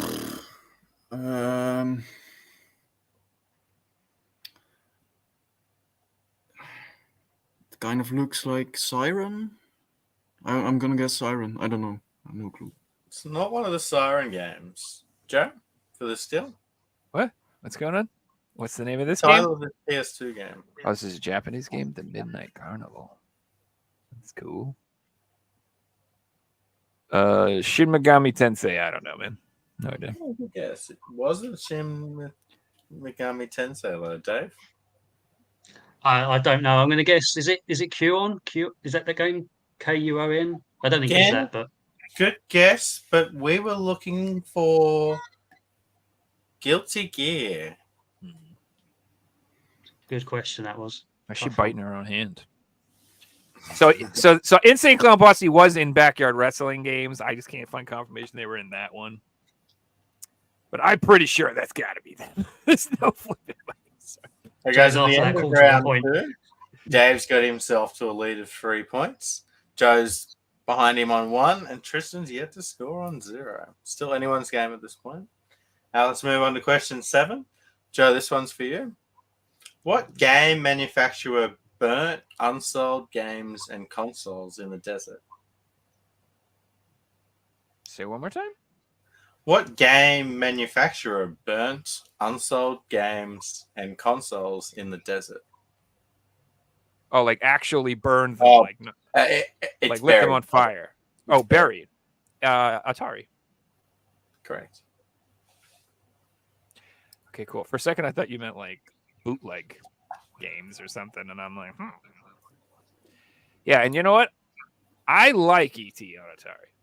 I like that game. I don't care. I played that one as a kid, had no problem with it. I thought it was fun. But you guys, it was slim pickings back then anyway. Like Atari games, the bar was different.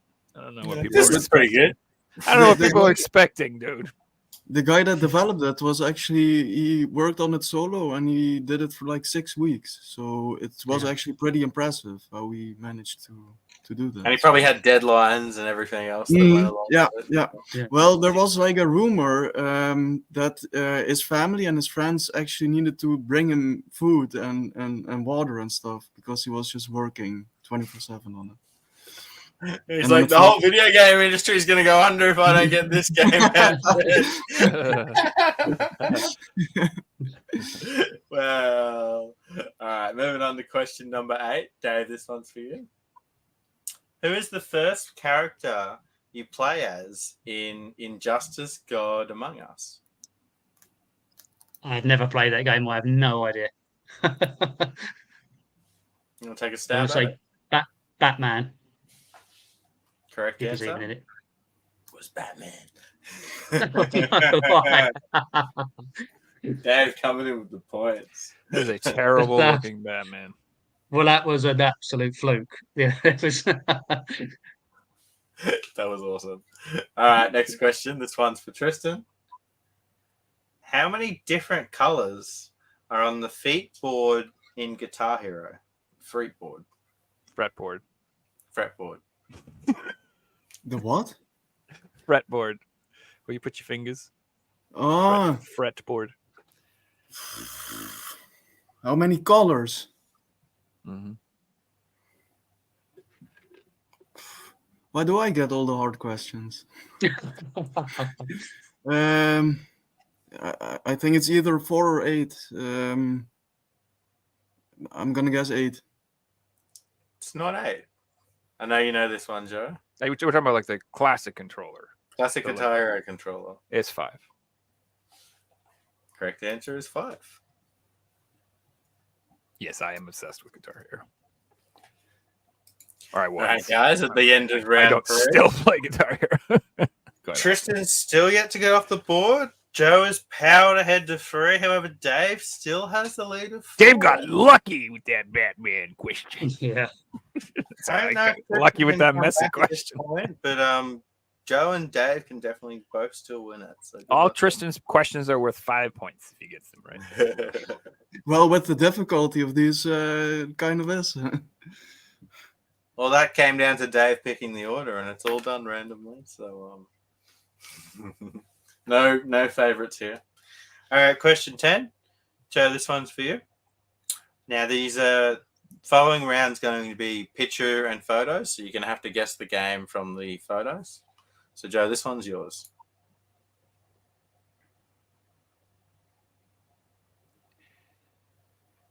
Rule of Rose. Correct answer was Rule of Rose. Joe nails it. Takes another Yeah, I thought point. that was that. Scores are even, guys. Anything can happen now. Oh, it's on me now. All right, Dave. Here's your question. Yeah. Oh, I have no idea. This just looks like a fun time, guys. I don't know about you. Is this something Chippendale Rescue Rangers? Oh, you son of a bitch. I mean, yeah, Correct good for answer you. was Chip and Dale Rescue Rangers. I'll give that. That was perfect. No. I love how every question you answered like you didn't know. All right, Tristan, final question.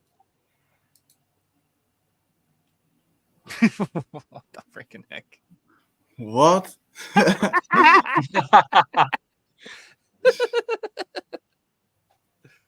Huh?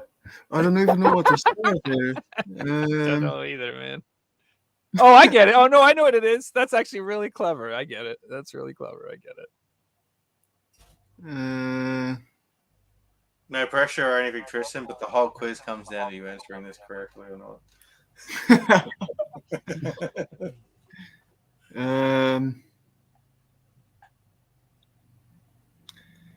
So it's like it kind of has to do with the height difference, right? I think. And then is that Mars on the side? I don't know. I have no clue.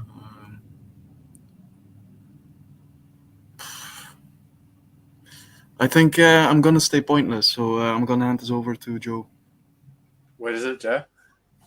That's Little Big Planet. Ah, yeah. It is Little Big Planet. So at the That was a end good of one. Bigsy's Nice. quiz, can we get a score update, please? Oh, come on, man. Why you gotta make it all dramatic now? Tristan on 0, Dave and Joe have both tied at 5 points. Into the arena.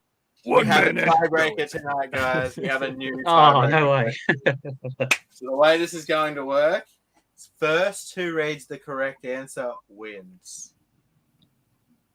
Which video game character's real name is Nathan Morgan? Video games character's real name is Nathan Morgan. Nathan Drake. Correct answer. And the winner of Figsy's quiz is Dave with Nathan Drake. Very nice. Congrats, Dave. Oh wait, we gotta get the thing. You didn't do the... Yeah, there you go.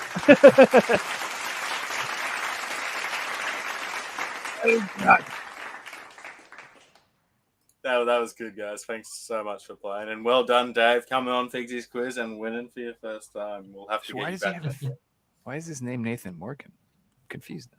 Secret? Is he a secret? And agent? Joe, your streak has officially ended. I know.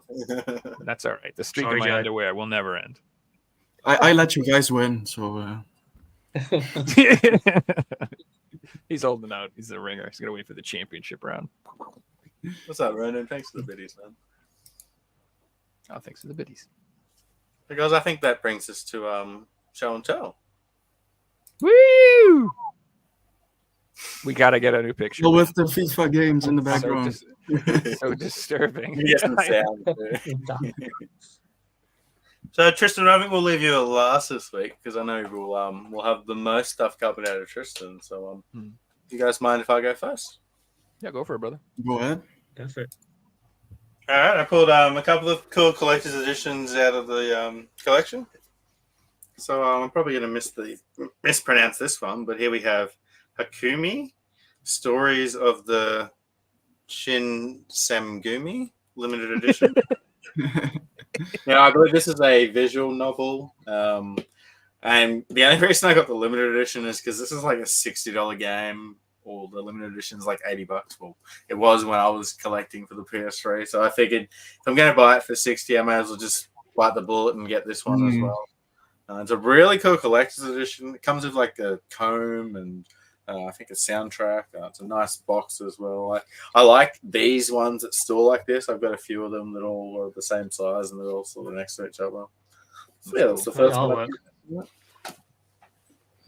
The next one's a little bit bigger. Of course. Here we have the Sekiro Shadows Die Twice Collector's Edition. I don't really do collector's editions unless they have these 2 words on them from software. Because they are my favorite games. I play them, and the collector's editions mean something to me. Yeah. So here we have like the main character from Sekiro. It comes with a steelbook, a scroll, a couple of coins that you use in the game, and an art book as well as a soundtrack, which is really cool. No, I have opened this one, but I'm not going to open it and show you guys everything inside. There's plenty of YouTube unboxings for that. Did it come with a game too, or in the steelbook, or no? I can't remember, to be honest. Oh, I played my regular version, and that's what it's like with collector's editions. Yeah, so that game was one of the first games I had to give up on for a little while there. For a couple of years now. That game kicked. I haven't got all the platinum. I haven't got all the trophies yet, so I want to return to it and get the few trophies I missed, but start a new playthrough and do it all again. Yeah, I'm not a super From Software fan. I played through Elden Ring and one of the Dark Souls games, but yeah. But Jared, do you collect all the From Software games or just the PlayStation ones? Mostly just the PlayStation ones. I have all the ones for PS4, and then I'm trying to get not all of them. I'm getting the Armored Core games and stuff like that. But I want the Kingsfield games. I want to get Shadow Tower on PS1 and Kingsfield on PS2, stuff like that. So basically, those that in that vein, that's stuff that led to Dark Souls, those types of games. Yeah, because on the original Xbox you have a series called Otogi. I don't know if you've heard of it, but it's actually very good. It's very good, and it's actually very expensive. Sorry. Again, a very expensive one. Yeah, pretty. Well, they've actually come down a bit, so they're not crazy, but they're not cheap at all. So yeah, but very good games. I would like to start collecting Xbox, but I don't know. Don't have the space yet. So Yet. I heard is that a yet, Joe? He said. Well, if I get my roommate moves out, I'll have another room, but that'll be a fight. That'd be a fight. Do not put more games in that room. That's not what that's gonna be. But even us, now I have a Nintendo room and a Sony room. It makes sense. Yeah, this room's going to be painted this color. Yeah, I'll do that. Would be hilarious. This will be a green room. This will be the blue room. What have you got for show and tell first, Dave? Yeah, okay. I've got. Let me show you 3 games. They're all Nintendo ones. I have got some PlayStation ones, but let me just show you 3 Nintendo ones. So this one is a limited edition. I don't know if it's a Power exclusive, but it's the One Piece Unlimited Cruise. It's massive. It's basically got the DS game, and you get a figure with it as well. So if you can see that quite clearly, this is sealed. I've never actually opened this, so but yeah, it's picked this up off eBay actually about a year ago. It was only about £20, so but I imagine it's probably a bit more than that now. Yeah, I don't know if it came out as I think it came out in the US, but I'm not sure if the limited edition did. Another. This is a one for the DS, which is this is the Goemon series. So Legend of the Mystical Ninja, as people kind of seem to know it in the West. Mm-hmm. This one only came out on the DS. This is kind of like the first release of it, and this is a sealed copy. So I've had it a while now, but it's a great game. If you've never played it on the DS and you've found the series, highly recommend checking it out. It's really good fun to play. That's one of the things about the DS library that I love is they have so many installments of franchises that came out just on the DS.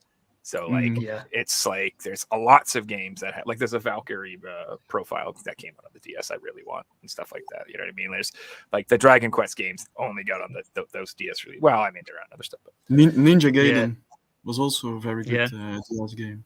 Yeah. So Beautiful Joe, that also had a release on the DS as well. That's a sort of GameCube PS2 game. Yeah, exactly. And there's so many of those where you're I didn't know there was another one that came out on the DS. I didn't know there was so many of those. My last one then is Ni no Kuni. Oh, there you go. The DS. Yeah, there you go. There's Ni no Kuni. That's so funny. So this only came out on the DS in Japan I think I'm not sure if it only came out as a limited edition box set, but it basically you get the game and then a great big sort of hardback book, which is really nice. Sort of all artwork, the spells, all that sort of stuff of the game. I mean, I can't understand it obviously, but it's great as like a coffee table piece. It's not too expensive even now. You can still pick this up for sort of 30-40 pound. That's sick. But yeah. I found out about that game like a month ago. I was convinced the PS3 version was the first Ni no Kuni game. Yeah, they came out at the same time. I think somebody said that in our chat or something. Like, there's a DS version. You were like, what?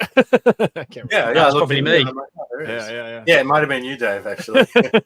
So probably was. Yeah, probably was. I had it on the coming on. I've not had that long. I've only had it about a month or so.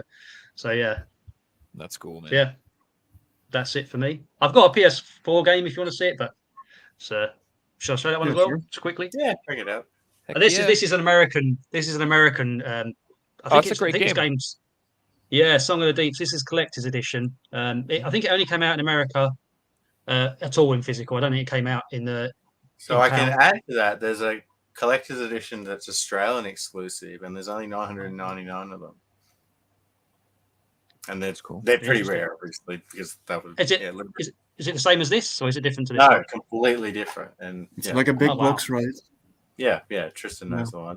I thought I seen it, and I made a YouTube video, and someone commented at the YouTube video, and he's like, at 34 minutes and blah, blah, blah, there's this collector's edition. I'm like, oh my God. And it was like 40 minutes across town. So I drove all the way across town on my lunch break one day, and it was the jigsaw puzzle of the collector's edition. Oh wow! But it's like a $200 collector's edition, so I mean, it was worth it. Yeah, it's awesome. What do you got for us this week, Joe? I just got some pickups, dudes. Nothing too crazy. So I'm trying to get all of the rhythm games on PS4, like all the music themed games, except for Rock Band, because fuck that shit. It's too big.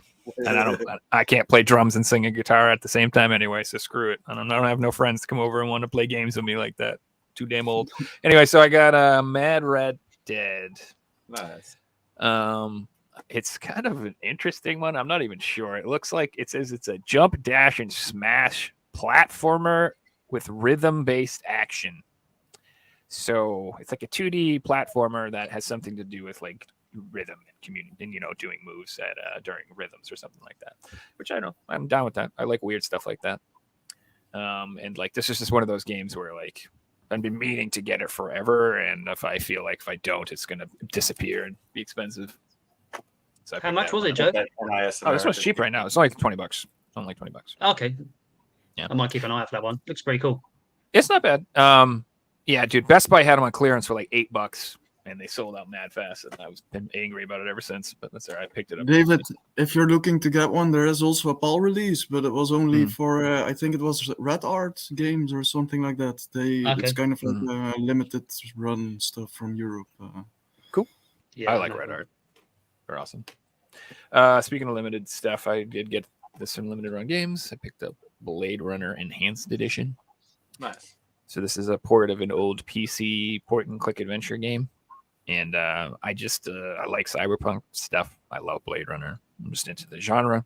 And I never got to play these games because there is no way in hell I would ever have a PC back then that would ever be able to play something like this. We've talked about in the past. I always like gaming on a potato, and I was playing games that were 4 years old or 5 years old because I could never ever play it anything nice. But yeah, that one looks awesome. And one of these ones where I'm like, I really want to play this, but I probably never will. I really want to. We'll see. Speaking of cyberpunk thingies, I got this one too. This is called The Long Reach. Nice.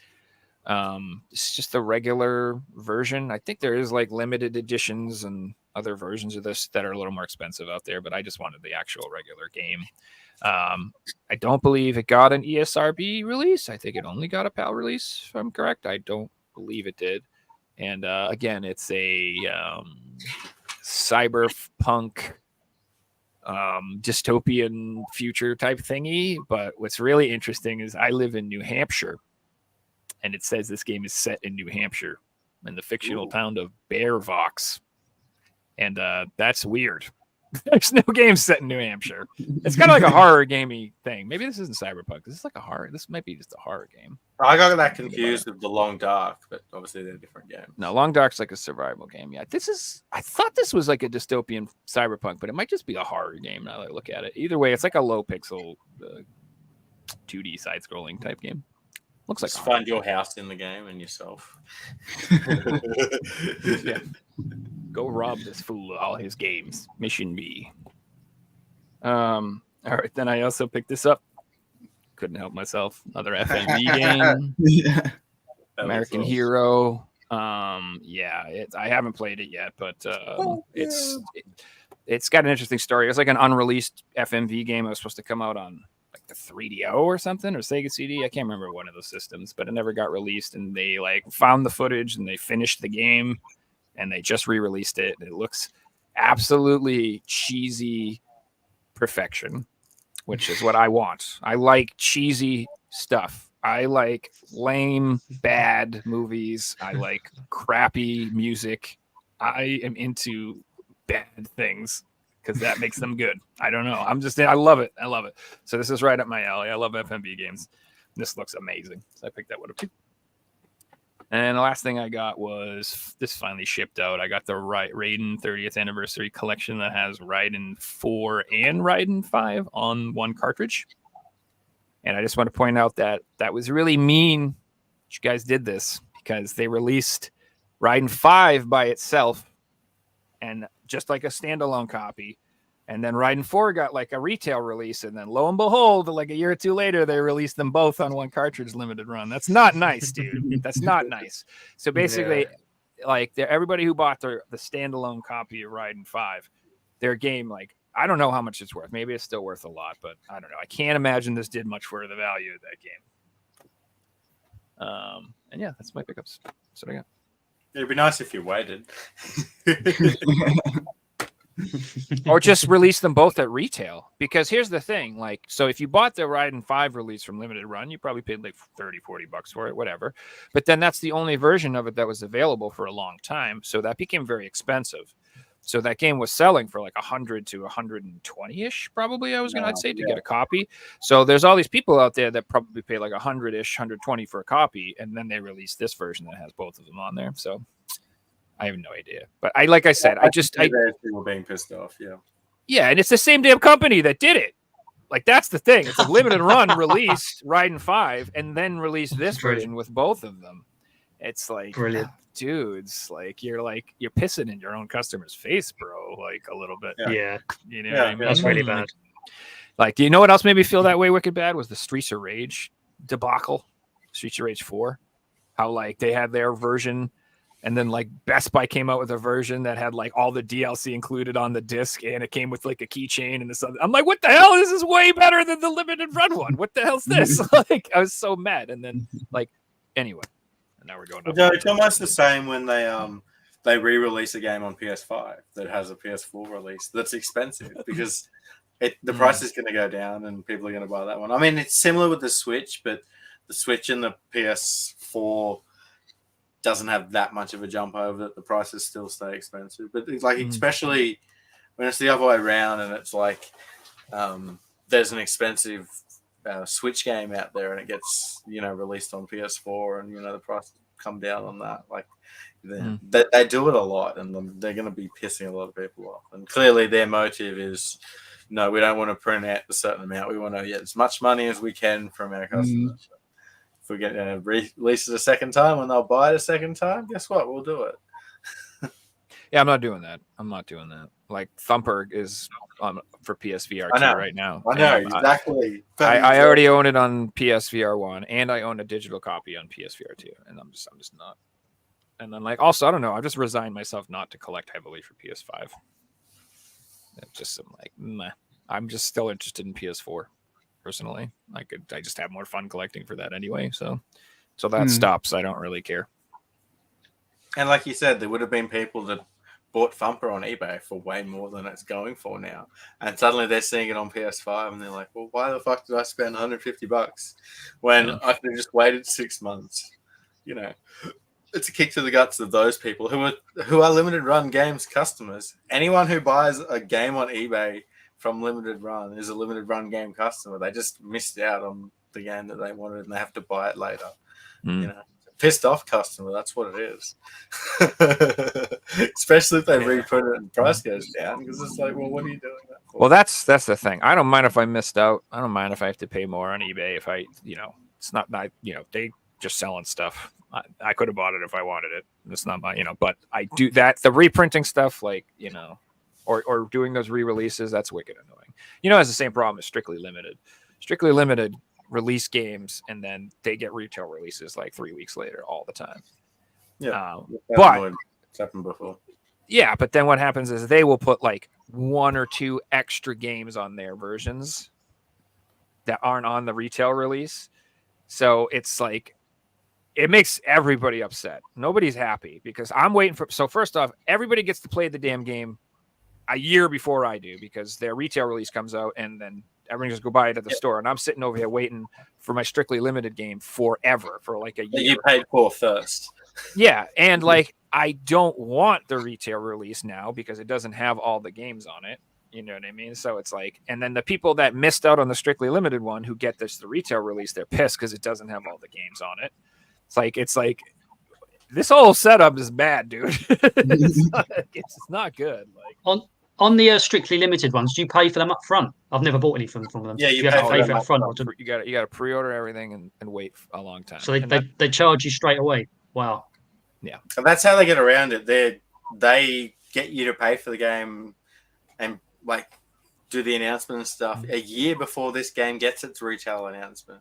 I guarantee you, they would have the same news as other companies, and they're just like, the second they hear a game that they can have, you got to pay for it, and then they start making it. It's pretty crazy. I don't know. I just would like, if you're gonna be a limited print company, it'd be nice if your games only came out from your company. That's just my theory on it, I suppose. Yeah. Like, I don't see the point of, I guess, sort of read the region things. Like, I understand, like, PAL might get a retail release and Limited Run might do the American release or something. Sure, or whatever. I get that, but I don't know. I'm not in the industry. I'm not part of it. I'm just still annoying consumer. Anyway. Yeah. Well, Tristan, I know you've got some exciting stuff to show us today, so let's get into it. I hope I do. So I have one Xbox item. I don't know if you guys are ready to lo and behold this oddity. It's a German double pack of The Witcher 2 and Dark Souls. Prepare to Die edition. It's a slipcover, so it has the games and the Witcher art book. That's the book, yeah. So to my knowledge, this is only released in Germany.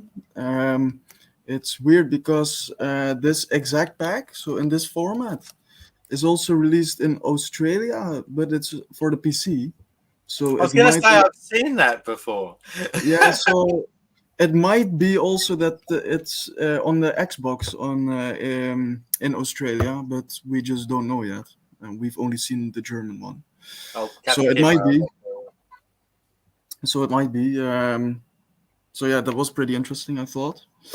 Then the console that I was talking about. So this is the console I was talking about. It's also in Spanish, as you can see, the title of Uncharted. It's sadly the 40 gigabyte version, as you can see. So not the 60 PS2 compatible one. Wait, why does it say El Nemo de Masino? What the heck? Yeah, because it's the Spanish. I'm just being an ass on the quiz. Never mind. And yeah, I don't know. I came across one, but it was in very bad condition, and it was also very expensive. So I paused on that, and literally a couple days after, I saw this one for sale. It was almost the same price, and this one is in mint condition, literally. So not even the corners are bent. So and the guy that helped me, Rory from Spain, shout out to him. He told me that he actually had never seen it before. So to even come across two in the span of a couple of days, he thought was pretty wild. So There's that's that. awesome. And then I have 2 Russian editions. So let's start with Mafia. So here we have the Russian Oh, it looks Mafia. so cool, dude. Yeah, this one looks really awesome. In my opinion, this one isn't that rare. I've seen a couple of copies, so it's not crazy, but it's just hard to get, especially in these times. How you have to have a contact there, and you need to get lucky with shipping, and then also lucky with customs. So it's this isn't necessarily like a rare item in Russia, but it's just very hard to get, and it's a very cool item as well. I think it Yeah, it is really includes cool. like also like a art book. There's a DVD or like a soundtrack in there, and I think like a keychain was in there, but I'm not too sure about that. So there's that. This one, in my opinion, is very, very rare. Even in Russia, we've only seen it once, and that is the Watch Dogs with the USB, Oh, the that's USB cool. stick. That's the only thing that's included, the USB stick and the game. So it's not really like a very cool edition, but yeah, as collectors, we don't really care, right? We just What's on this USB stick? nothing. It's just like you can use it to Oh, store it's your just an actual flash crap. drive. Yeah. It's just like an empty USB stick. So Probably got a virus on if it's from Russia. yeah, probably yeah. Hmm. And I've actually seen also a PS4 version of this, so the same format but PS4. Makes sense. Yeah. But yeah, I didn't buy it because I already have this one. So yeah, pretty cool, pretty cool. Then I have some double packs. So just gonna quickly go through these. A German one with Little Big Planet and Gran Turismo 5 Prologue. That's cool. Yeah, also this. I think this is like a Swiss exclusive because I found it in Switzerland. It does have the USK on it, but I was told that it could be still be released in Switzerland. That sometimes that's the case. So I guess it's a There's a probability. lot of German language in Switzerland. Yeah, So. yeah. And then over here we have a French pack with Uncharted 3 and Assassin's Creed Revelations. Also very cool. I think this is very cool because of the later like theme, the blue theme.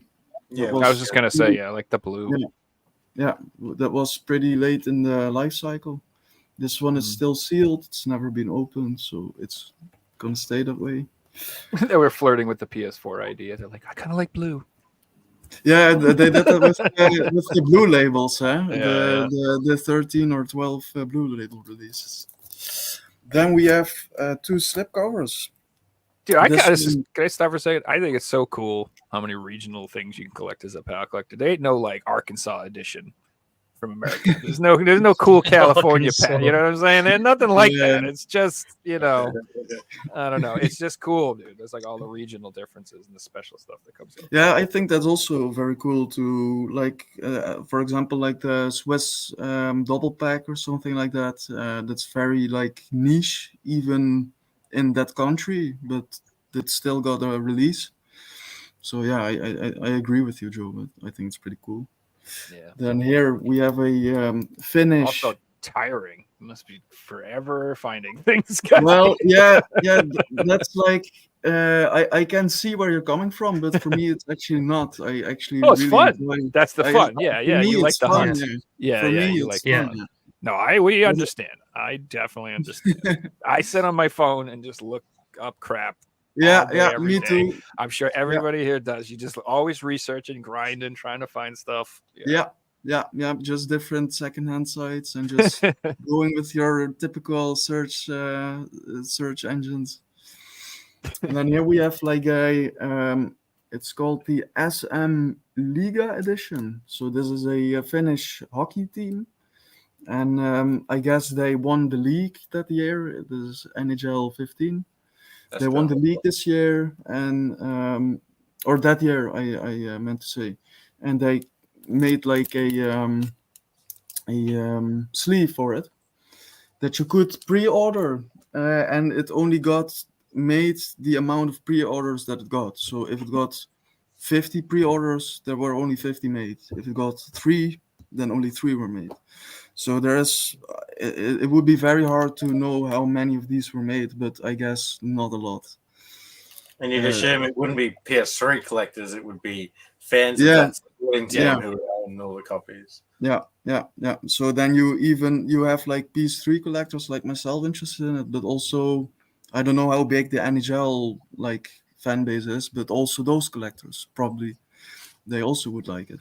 Oh, so get it signed, throw it up Sorry? at auction, get it signed by those 3 dudes. They're fine. It's very funny you say that because the next one I have is also NHL and it is signed. Hey, there you go. Yeah. And this one again, I found it in Switzerland, so I don't know what those guys are doing over there, but keep it coming, I would say. This one is for NHL 11, and it's actually in pretty rough condition, as you can see right here, and also the sides. It's not very visible, but it's not the best condition. But again, this is something you might see once in your lifetime and never again. So I thought, like, at worst it's a placeholder, and at best I get a upgraded copy one. Yeah. Mhm. So yeah, this is also pretty cool in my opinion. And then I spoke last week. I shed some light on the sticker books. So I was gonna show all the stickers book that I have at this moment. I still need a couple to finish the whole set, but we'll get there eventually. I hope. That Star Wars is gonna be a huge problem, but we'll see. We'll see. One day you'll get it, man. Sorry? One day you'll get it. You're in the right part of the world to get it. Yeah. I spoke to a friend of mine, a Dutch friend of mine, Bart. He is very big into steelbooks. He only does that. And he said to me that there is actually a possibility that only like 100 Star Wars were produced. Because I won't get into specifics, but it was very complicated, the process of how those pre-orders were dealt with. So there is a possibility there are like only 100 out there in the whole world. And yeah, it being Star Wars, it being a sticker book, it being it's just crazy. It's crazy. I'll never give up, but I know all too well it's very unlikely to ever acquire unless you forego insane amount of money, but I'm not gonna do that. So I showed this one already, so I will just skip through this, the Uncharted 3 sticker book. Then we have the Vanquish sticker book with it actually has a see-through sleeve on there, and this got a UK release, as you can see, with the H rating, but it also got a Spanish release with a PEGI rating. So pretty cool. It's probably the cheapest one to get, or the most common sticker book. It's the most common G2, yeah, for sure. Then we have the Uncharted collection from Spain. Excuse me, mine isn't in the best condition, as you can see, but well, it is what it is. So yeah, this one actually was also one of the easier ones for me to get, believe it or not, even though it is a Spanish exclusive. I've seen a couple of these for sale during the years, so I guess this and Vanquish are up there with the more easier ones to get. Then we have Homefront. This one I don't see a lot. I actually only seen it twice, I think, in my whole life. Belgium exclusive. Same for Uncharted 3, also a Saturn exclusive. So also pretty cool. It's kind of sad, I think, that it doesn't have like a PS3 logo on there. Like I kind of wish it would have. I don't know why. It's like it's at it. Yeah. It's kind of like almost as if it's like missing a sleeve or something, but it isn't. So, and then last but definitely not least, we have the Killzone 3 sticker book. I think you also have it, right, Jared? Yep. That's awesome. This one, I love it. Yeah, I love it. The artwork is probably, with Uncharted, it's the best one artwork wise.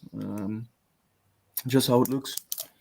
And this one also with same goes for Uncharted. It has like a download voucher in there that's unique to these sticker books. So it's very hard to fake these ones, luckily.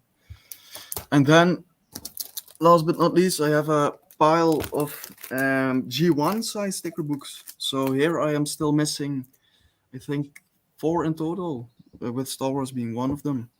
But 2 are on my way, so I actually need to get only 2 to complete the set. So I will start with the Dutch exclusive ones. So these were pre-order bonuses from MediaMarkt, which is a Dutch electronics store. So we have Assassin's Creed Brotherhood. This is also one of the most desirable ones. This is actually, it's pretty crazy. This is the 3rd copy I've owned of this. The other 2 I've sold because I needed the money back then and I didn't really collect them. I didn't really have a desire to collect them back then, but now I do. So, and same with all of these ones that I'm going to show you, they also have like vouchers in them, and so it's very, very hard to fake. So we have Brotherhood, then we have Need for Speed Hot Pursuit. This one is, yeah, it's probably my favorite of them all. I'm a massive Need for Speed fan, so Oh, dude, I me too. really like these. Yeah, I have sadly, it's you can see a couple scratches. It's not the best condition. But, What's your favorite Need for Speed game? Oh, by far the Most Wanted from 2005. Most Wanted. Okay. I played that to death as a kid. I still have my Mhm. copy from when I was a kid. So, and Yeah, I me also like Carbon a lot and Rivals. Okay, yeah. So I like Underground and Carbon Yeah. and Most Wanted. But those are like my 3 favorite for sure. Yeah. Any I also order, played. really. Yeah, I also played Underground, the first one, a lot as a kid. Yeah, But dude, I love Underground. Yeah, well, it's kind of weird because I've gone back to all of those like games that I played as a kid, and Underground. I don't know. I kind of found it Best boring, soundtrack, to be bro. honest. Well, Yeah, there's the not a lot soundtrack is to really it. good. Yeah. It's just racing after race after race after race. There's not much. Yeah, else, but the music like is with so good. with Carbon and with Most Wanted, in my opinion, the racing was like very good, and like the stages and the canyons. And with Underground, I don't know. I just found it boring when I went back to it. Underground had a lot of like the car customization was crashing more, too, like a lot of like cross traffic and stuff. I remember like I had a lot Yeah. of trouble with that one. It was very frustrating, and rubber banding issues and that type of crap. Yeah, I felt like that's the other 2 were more fair. Yeah, Carbon and Most Wanted. I liked with the old Most Wanted. I liked the drag races that you had to like shift at the right time. I Yeah, love that's a those. good one. Yeah. Yeah, Sorry, yeah. we can go off on a Yeah, tangent. no, it's I fine. like Need for Speed too. Yeah. I love to talk about Need for Speed. So yeah. It's probably Need for Speed and Ninja Gaiden are probably my favorite series. So Okay. yeah. Nice. And so this one is probably the most weird one because it's G1, but it's Gran Turismo 5. So I don't know what happened here, but it happened. Yeah, pretty cool. Pretty cool to have like a non-Blu-ray size format for a Sony exclusive. That's interesting. Yeah, it's pretty interesting. Then we have Crisis 2, also from MediaMarkt. The same. All these games came out at the same time frame, so they did this promotional event. And then last we have Call of Duty Black Ops. So this one is commonly known to as the most common one of these. I've seen maybe like 5 or maybe even 6 of these in my lifetime. So I would say this is the most common one. It's not like you see them all the time, but yeah, compared to the other ones, it's pretty it's mild. And then these ones are just randomly throughout the world released. So we have SBK 2011. Nothing crazy. I kind of like the art. Oh, that's cool. I like that. Yeah. I mean, they all just look amazing. Like, Yeah, if period. you have sticker books in good condition, they look amazing. But They if really you have do. them in bad condition, then they look awful. So That's fair. then we have Saints Row the Third. Also cool. This one is actually Australian and Spanish exclusive. So there's actually a couple of steel books and sticker books that are Australian and Spain exclusive. So I don't know if there was like a mutual agreement with those We countries. seem to have a lot crossover in a lot of Australian and Spanish things. Yeah, yeah, like a Slip covers Sonic. with- yeah, the Sonic one I was just Yeah, thinking yeah, of, and yeah, different things like that. So here we have Dead Island. I also, for Nice. some reason, love this cover. This is my even favorite though- Yeah. one. I love the That back of thing's it. awesome. Yeah, Yeah, yeah. that looks awesome. Yeah, absolutely awesome. Turn it around. It's the best parts on the back. Yeah. Oh yeah, that's great. Yeah, that really is nice. I think Another this one that, was- if in bad condition, it wouldn't look that great because it's Yeah, so exactly, nice. It yeah, looks yeah. so good. yeah, I'm very happy with these. Like, shout out to Bart. I already mentioned him, but he helped me so much with these. It's crazy. Bart, That one he there is. was Spanish and Italian, I believe. Yeah, Spanish. I was just gonna say, yeah. I think Spanish and Italian only. So, yeah, pretty cool. And Bart, he is like even crazier than me regarding to condition. So basically, all of these are like his previous placeholders, and so he sold them to me. No, it's awesome. His And second. then this one is also a Spanish exclusive. I don't know what happened over there in Spain, but this is the G1 Batman Arkham City sticker book. So there is also a mini subset of these with the normal G2 size, but they are not sticker books. They are just normal steel books. And Also they've all really got cool. slip covers too. Yeah, they got slip covers. This one didn't. So this one has the Catwoman on the That's back. awesome. I don't know. I'm pretty sure this is the only variant, but don't quote me on Imagine it. there's So, 4. yeah, imagine 4. Like, oh my god, I wouldn't go that far, to be honest. I would just keep it at this one. Oh, you would. You know you'd get them. They'd be straight on your list of to buyers. And Next then time last he but comes not on, he'll least, be like, "Remember how I showed you guys one? Well, I found the other 3." well, here are the other ones. Well, and probably the craziest item I have to show right now. Well, maybe not, but one of the craziest items. It's the Folklore controller pack from France. Yeah, that's the craziest. Yeah, this is probably one of the Yeah. craziest items I own. It's pretty funny because I saw a picture of this in a group. It wasn't our group, but it was like or your group, I should say. But in another, and Our group. It's all our group. they and they were arguing that it was fake. So I just did a Google image search to maybe I can find something, and by a just sheer luck I found an ad on Vinted with this exact one, and I immediately bought it. So yeah. And then it Very was cool. I was on there, like I went back to the discussion and I was like, well, I've just bought it. It's legit. So I'd say it's real. Yeah, there's a really expensive Iron Man controller pack for PSVR I need to get to. yeah. Is it like Yeah. just a normal DualShock, or is it like a? No, it's a crazy- VR controller. Oh, it's a VR. Oh, okay. Yeah. Okay. So it comes with one of those. Oh, yeah. I can imagine Wands. how expensive that would be. It's like $250. Oh, yeah. okay. Not too bad. Not too bad. No, I mean that's if I get it now. If I wait, it will be outrageous. Yeah, then it will just creep up in price. Yeah, but it's just another one of those like mildly expensive things I've been putting off just because that's I could buy a lot of other stuff with $250. That's like it always comes down to that. Like I don't mind buying expensive things, but there's so It's much just crap like, I either want. this or that.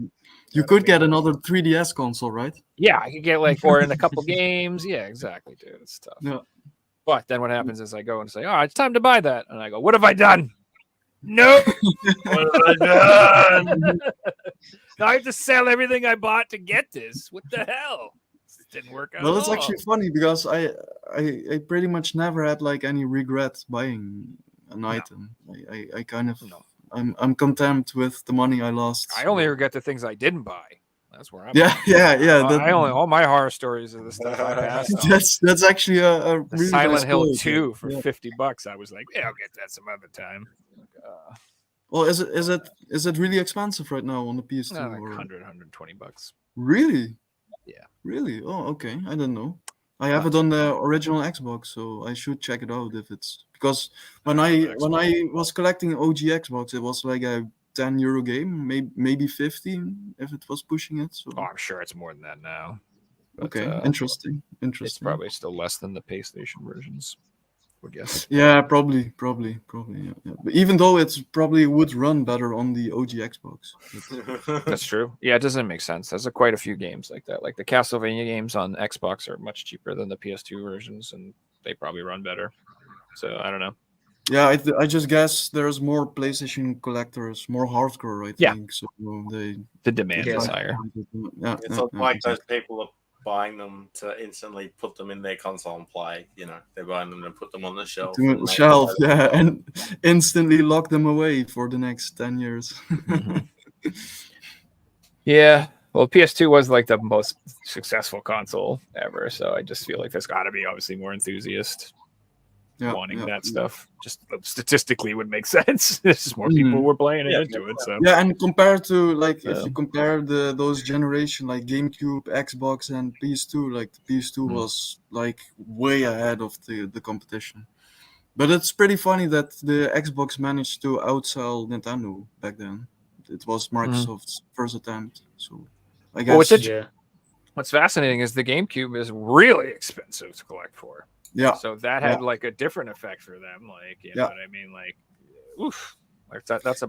I bought. I think it was yesterday actually. I bought a Ninja Turtles game for the OG Xbox, and I showed it to a friend, and he was like, "Well, on the GameCube, that one is crazy expensive." So, I was lucky. GameCube equivalent is way more expensive. It would be like comparing, a Sega Saturn game to a PS1 game, or the Saturn version would be way more expensive. Yep. Yeah, there's a couple things that I can't collect, and Saturn and GameCube are among them. I mean, you could get GameCube. You could still have a GameCube collection, and it's still within reason. There's just heavy hitters you probably won't be getting. Saturn is not reasonable. No. And I'm kind of a little bit scared. Maybe it's just me being me, but I'm kind of scared for disc rot or CD rot with the Saturn. So I kind of stay away from that. I couldn't imagine paying $300 for a rare game, and then half a year later it's worth what the manual and the cover is, because the disc you can throw it away. So it's still like $150. So yeah, still 150. True that. Yeah. But I think disc rot comes down to how you're storing things. And yeah. Like the getting out in the sun 24/7, then you probably can get disc rot in a few years. But if you've got like room controlled temperatures and sunlight out and different things like that, then you're gonna do all you can to prevent that from as long as you can, and you're going to hear about other people going through it before you get it, so you can plan. Sure.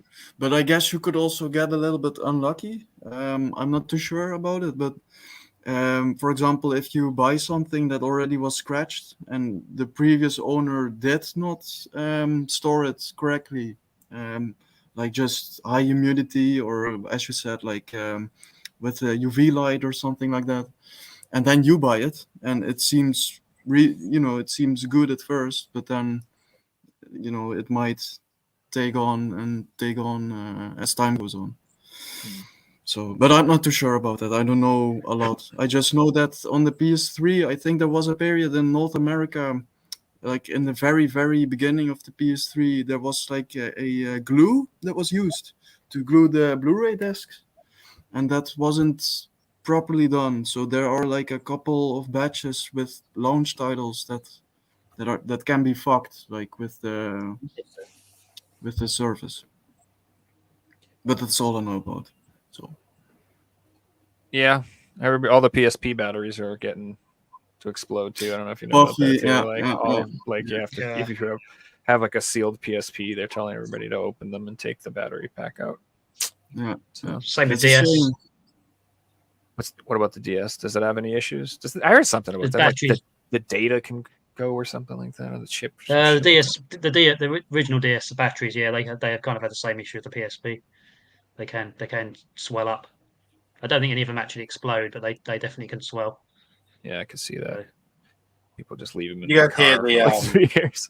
laws in the future that EU are putting in, which will go around the whole world, that nothing can be sold without a portable battery. So all iPhones in the future are going to have portable batteries, and they're going to have like scooters that need batteries to have portable batteries, and it'll be any console that has a battery will have to be portable. And especially a consumer law that if you buy something, you can repair it yourself. And because the EU is pushing it, it's going to force, Sony, Nintendo, all these big companies to just make one product, because they're not going to make two different products for two consumers. So it's great.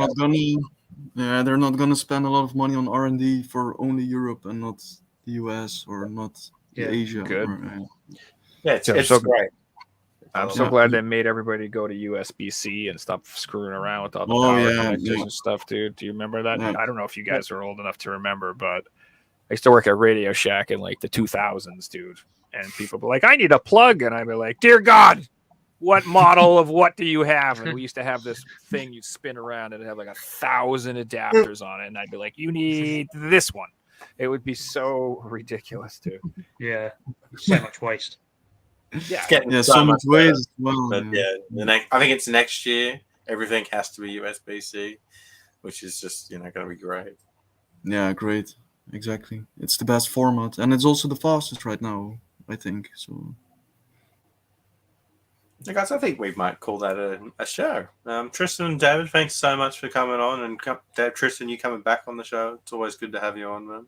Yeah, thank you for having me again. So, it's a pleasure.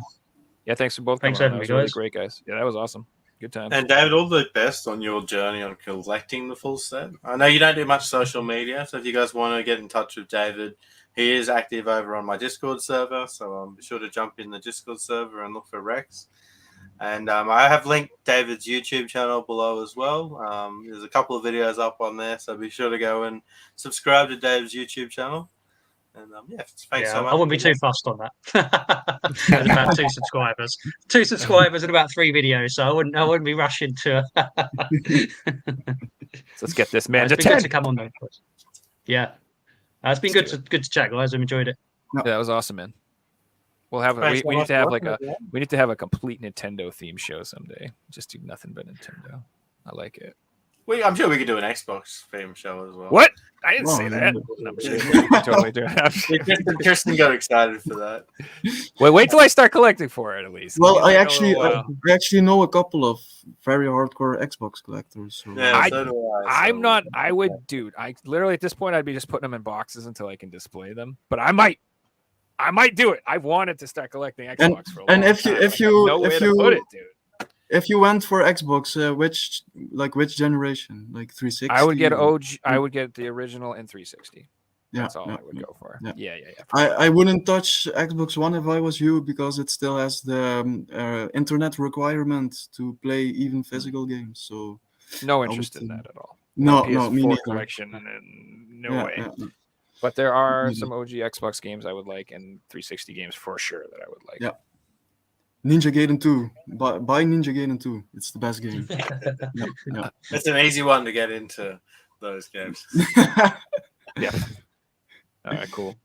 All right, guys. Well, thanks for watching, everyone. Have a good night. We'll see you next week. Cheers, guys. Cheers. Bye-bye. Cheers. Bye-bye.